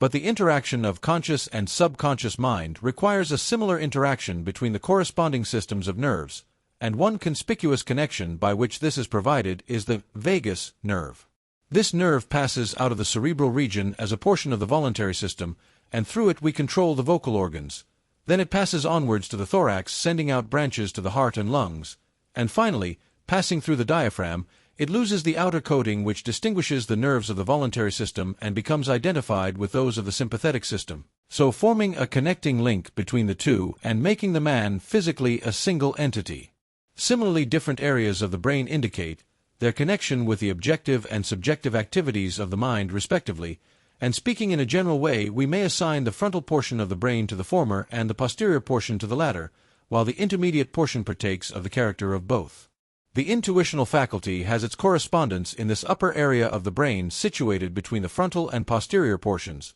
and physiologically speaking, it is here that intuitive ideas find entrance. These at first are more or less unformed and generalized in character, but are nevertheless perceived by the conscious mind, otherwise we should not be aware of them at all. Then the effort of nature is to bring these ideas into more definite and usable shape, so the conscious mind lays hold of them and induces a corresponding vibratory current in the voluntary system of nerves, and this in turn induces a similar current in the involuntary system, thus handing the idea over to the subjective mind. The vibratory current which had first descended from the apex of the brain to the frontal brain and thus through the voluntary system to the solar plexus is now reversed and ascends from the solar plexus through the sympathetic system to the posterior brain, this return current indicating the action of the subjective mind. If we were to remove the surface portion of the apex of the brain, we should find immediately below it the shining belt of brain substance called the corpus callosum. This is the point of union between the subjective and objective, and as the current returns from the solar plexus to this point, it is restored to the objective portion of the brain in a fresh form which it has acquired by the silent alchemy of the subjective mind. Thus the conception which was at first only vaguely recognized is restored to the objective mind in a definite and workable form, and then the objective mind, acting through the frontal brain the area of comparison and analysis proceeds to work upon a clearly perceived idea and to bring out the potentialities that are latent in it. It must of course be borne in mind that I am here speaking of the mental ego in that mode of its existence with which we are most familiar, that is, as clothed in flesh, though there may be much to say as to other modes of its activity. But for our daily life we have to consider ourselves as we are in that aspect of life, and from this point of view the physiological correspondence of the body to the action of the mind is an important item, and therefore, although we must always remember that the origin of ideas is purely mental, we must not forget that on the physical plane every mental action implies a corresponding molecular action in the brain and in the twofold nervous system. If, as the old Elizabethan poet says, the soul is form, and doth the body make, then it is clear that the physical organism must be a mechanical arrangement especially adapted for the use of the soul's powers as a steam engine is for the power of steam, and it is the recognition of this reciprocity between the two that is the basis of all spiritual or mental healing, and therefore the study of this mechanical adaptation is an important branch of mental science. Only we must not forget that it is the effect and not the cause. At the same time, it is important to remember that such a thing as reversal of the relation between cause and effect is possible, just as the same apparatus may be made to generate mechanical power by the application of electricity, or to generate electricity by the application of mechanical power. And the importance of this principle consists in this. There is always a tendency for actions which were at first voluntary to become automatic, that is, to pass from the region of conscious mind into that of subconscious mind, and to acquire a permanent domicile there. Professor Elmer Gates, of Washington, has demonstrated this physiologically in his studies of brain formation. He tells us that every thought produces a slight molecular change in the substance of the brain, and the repetition of the same sort of thought causes a repetition of the same molecular action until at last a veritable channel is formed in the brain substance, which can only be eradicated by a reverse process of thought. In this way, grooves of thought are very literal things, and when once established the vibrations of the cosmic currents flow automatically through them and thus react upon the mind by a process the reverse of that by which our voluntary and intentional indrawing from the invisible is effected. In this way are formed what we call habits, and hence the importance of controlling our thinking and guarding it against undesirable ideas. But on the other hand, this reactionary process may be used to confirm good and life-giving modes of thought, so that by a knowledge of its laws we may enlist even the physical body itself in the building up of that perfectly whole personality, the attainment of which is the aim and object of our studies. The soul. Having now obtained a glimpse of the adaptation of the physical organism to the action of the mind, we must next realize that the mind itself is an organism which is in like manner adapted to the action of a still higher power, only here the adaptation is one of mental faculty. As with other invisible forces, all we can know of the mind is by observing what it does, but with this difference, that since we ourselves are this mind, our observation is an interior observation of states of consciousness. In this way we recognize certain faculties of our mind, the working order of which I have considered at page 84, but the point to which I would now draw attention is that these faculties always work under the influence of something which stimulates them, and this stimulus may come either from without through the external senses, or from within by the consciousness of something not perceptible on the physical plane. Now the recognition of these interior sources of stimulus to our mental faculties is an important branch of mental science, because the mental action thus set up works just as accurately through the physical correspondences as those which start from the recognition of external facts, and therefore the control and right direction of these inner perceptions is a matter of the first moment. The faculties most immediately concerned are the intuition and the imagination, but it is at first difficult to see how the intuition, which is entirely spontaneous, can be brought under the control of the will. Of course, the spontaneousness of the intuition cannot in any way be interfered with, for if it ceased to act spontaneously, it would cease to be the intuition. Its province is, as it were, to capture ideas from the infinite and present them to the mind to be dealt with at its discretion. In our mental constitution, the intuition is the point of origination and, therefore, for it to cease to act spontaneously would be for it to cease to act at all. But the experience of a long succession of observers shows that the intuition can be trained so as to acquire increased sensitiveness in some particular direction, and the choice of the general direction is determined by the will of the individual. It will be found that the intuition works most readily in respect to those subjects which most habitually occupy our thought. And according to the physiological correspondences which we have been considering, this might be accounted for on the physical plane by the formation of brain channels specially adapted for the induction in the molecular system of vibrations corresponding to the particular class of ideas in question.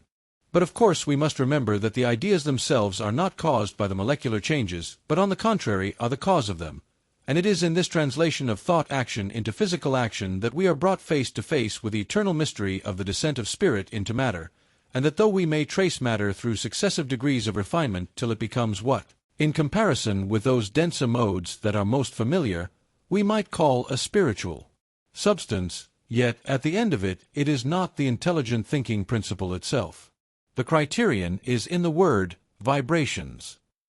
However delicately etheric the substance, its movement commences by the vibration of its particles, and a vibration is a wave having a certain length, amplitude, and periodicity, that is to say, something which can exist only in terms of space and time. And as soon as we are dealing with anything capable of the conception of measurement, we may be quite certain that we are not dealing with spirit, but only with one of its vehicles. Therefore, although we may push our analysis of matter further and ever further back, and on this line there is a great deal of knowledge to be gained,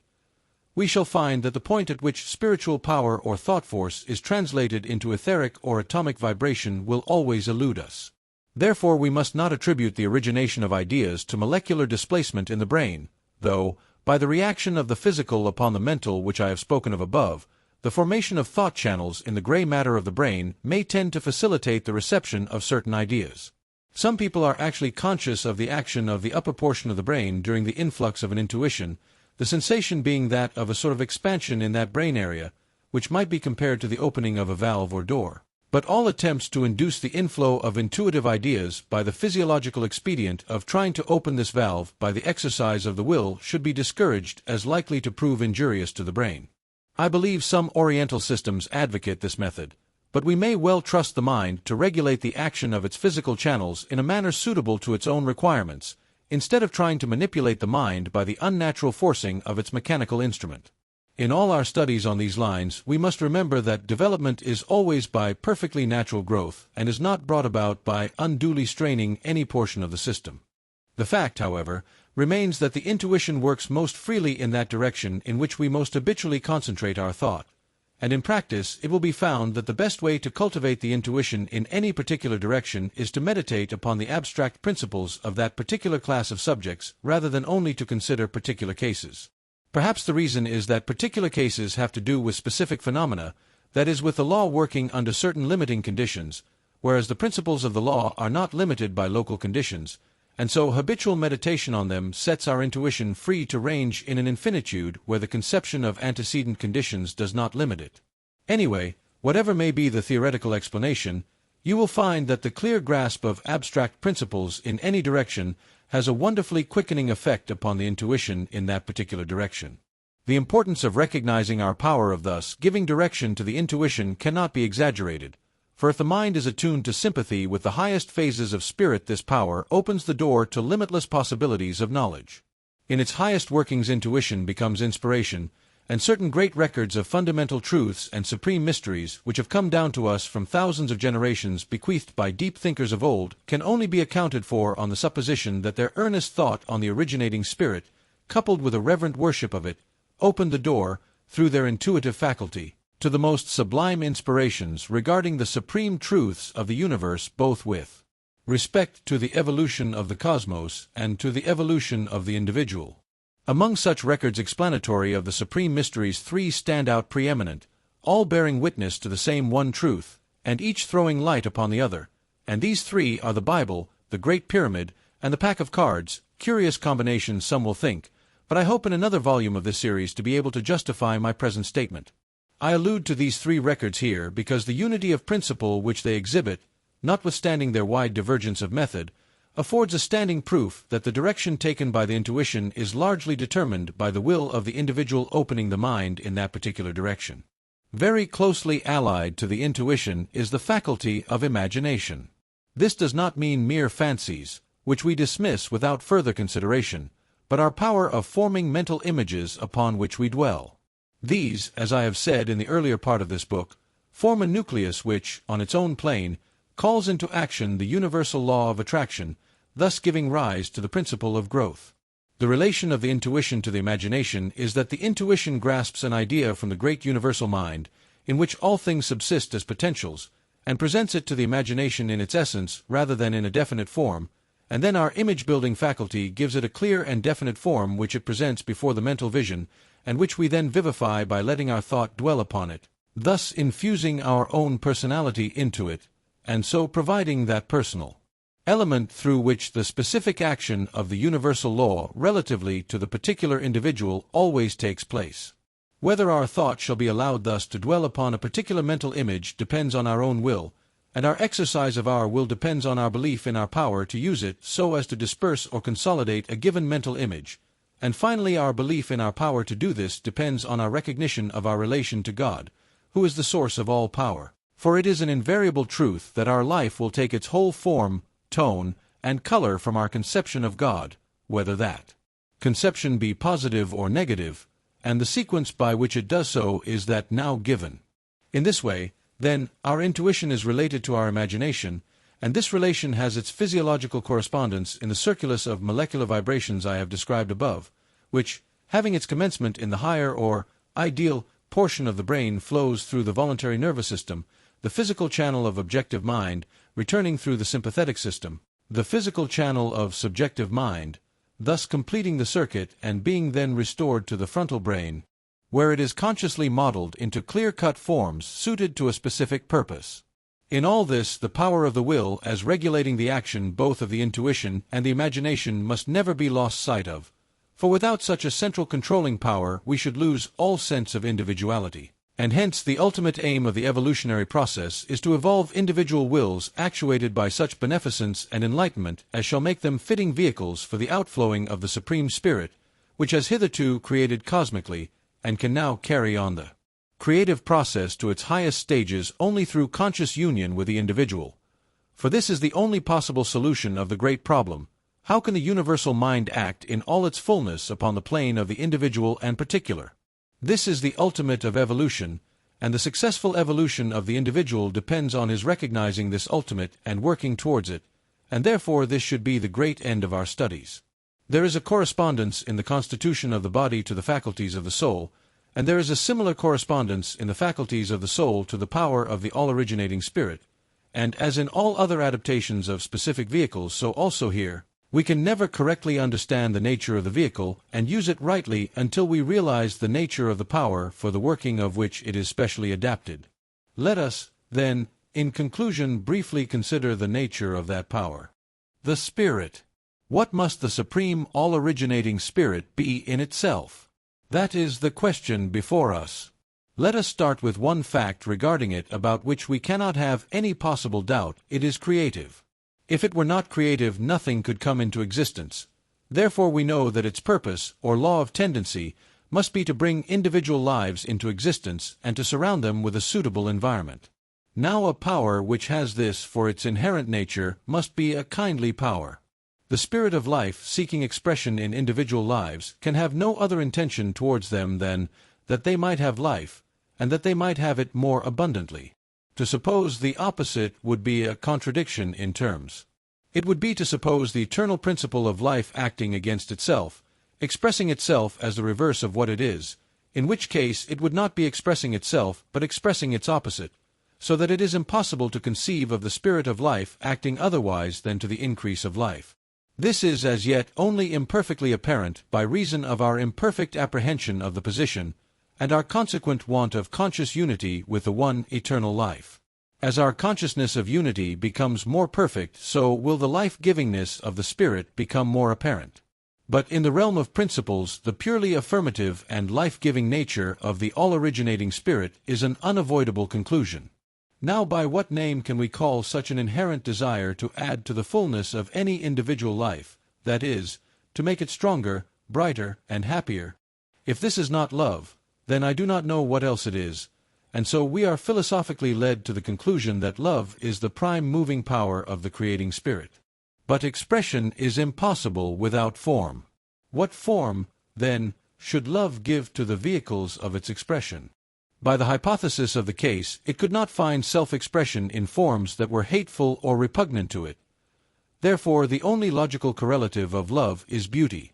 Beauty is not yet universally manifested for the same reason that life is not, namely, lack of recognition of its principle,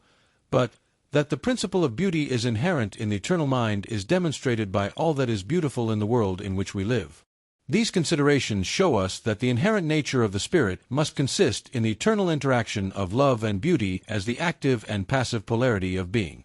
Then this is the power for the working of which our soul faculties are specially adapted. And when this purpose of the adaptation is recognized, we begin to get some insight into the way in which our intuition, imagination, and will should be exercised. By training our thought to habitually dwell upon this dual unity of the originating forces of love and beauty, the intuition is rendered more and more sensitive to ideas emanating from the supreme source, and the imagining faculty is trained in the formation of images corresponding to such ideas. While on the physical side, the molecular structure of the brain and body becomes more and more perfectly adjusted to the generating of vibratory currents tending to the outward manifestation of the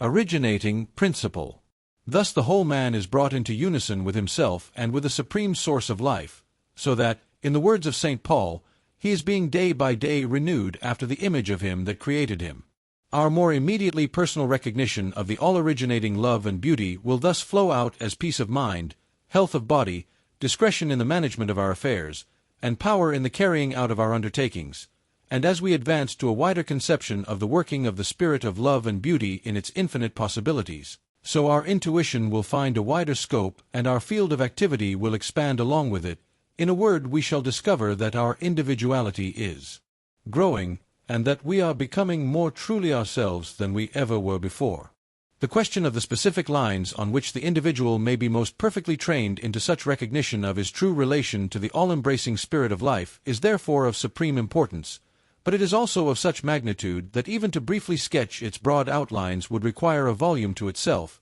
and I will therefore not attempt to enter upon it here, my present purpose being only to offer some hints of the principles underlying that wonderful threefold unity of body, soul, and spirit which we all know ourselves to be. We are as yet only at the commencement of the path which leads to the realization of this unity in the full development of all its powers, but others have trodden the way before us, from whose experiences we may learn, and not least among these was the illustrious founder of the most Christian fraternity of the Rosicrucians. This mastermind, setting out in his youth with the intention of going to Jerusalem, changed the order of his journey and first sojourned for 3 years in the symbolical city of Damcar, in the mystical country of Arabia, then for about a year in the mystical country of Egypt, and then for 2 years in the mystical country of Fez. Then, having during these 6 years learned all that was to be acquired in those countries, he returned to his native land of Germany, where, on the basis of the knowledge he had thus gained, he founded the fraternity R.C., for whose instruction he wrote the mystical books M and T. Then, when he realized that his work in its present stage was accomplished, he of his own free will laid aside the physical body, not, it is recorded, by decay or disease or ordinary death, but by the express direction of the Spirit of life, summing up all his knowledge in the words, Jesus mihi omnia. And now his followers await the coming of the artist Elias, who shall bring the magnum opus to its completion. Let him that readeth understand.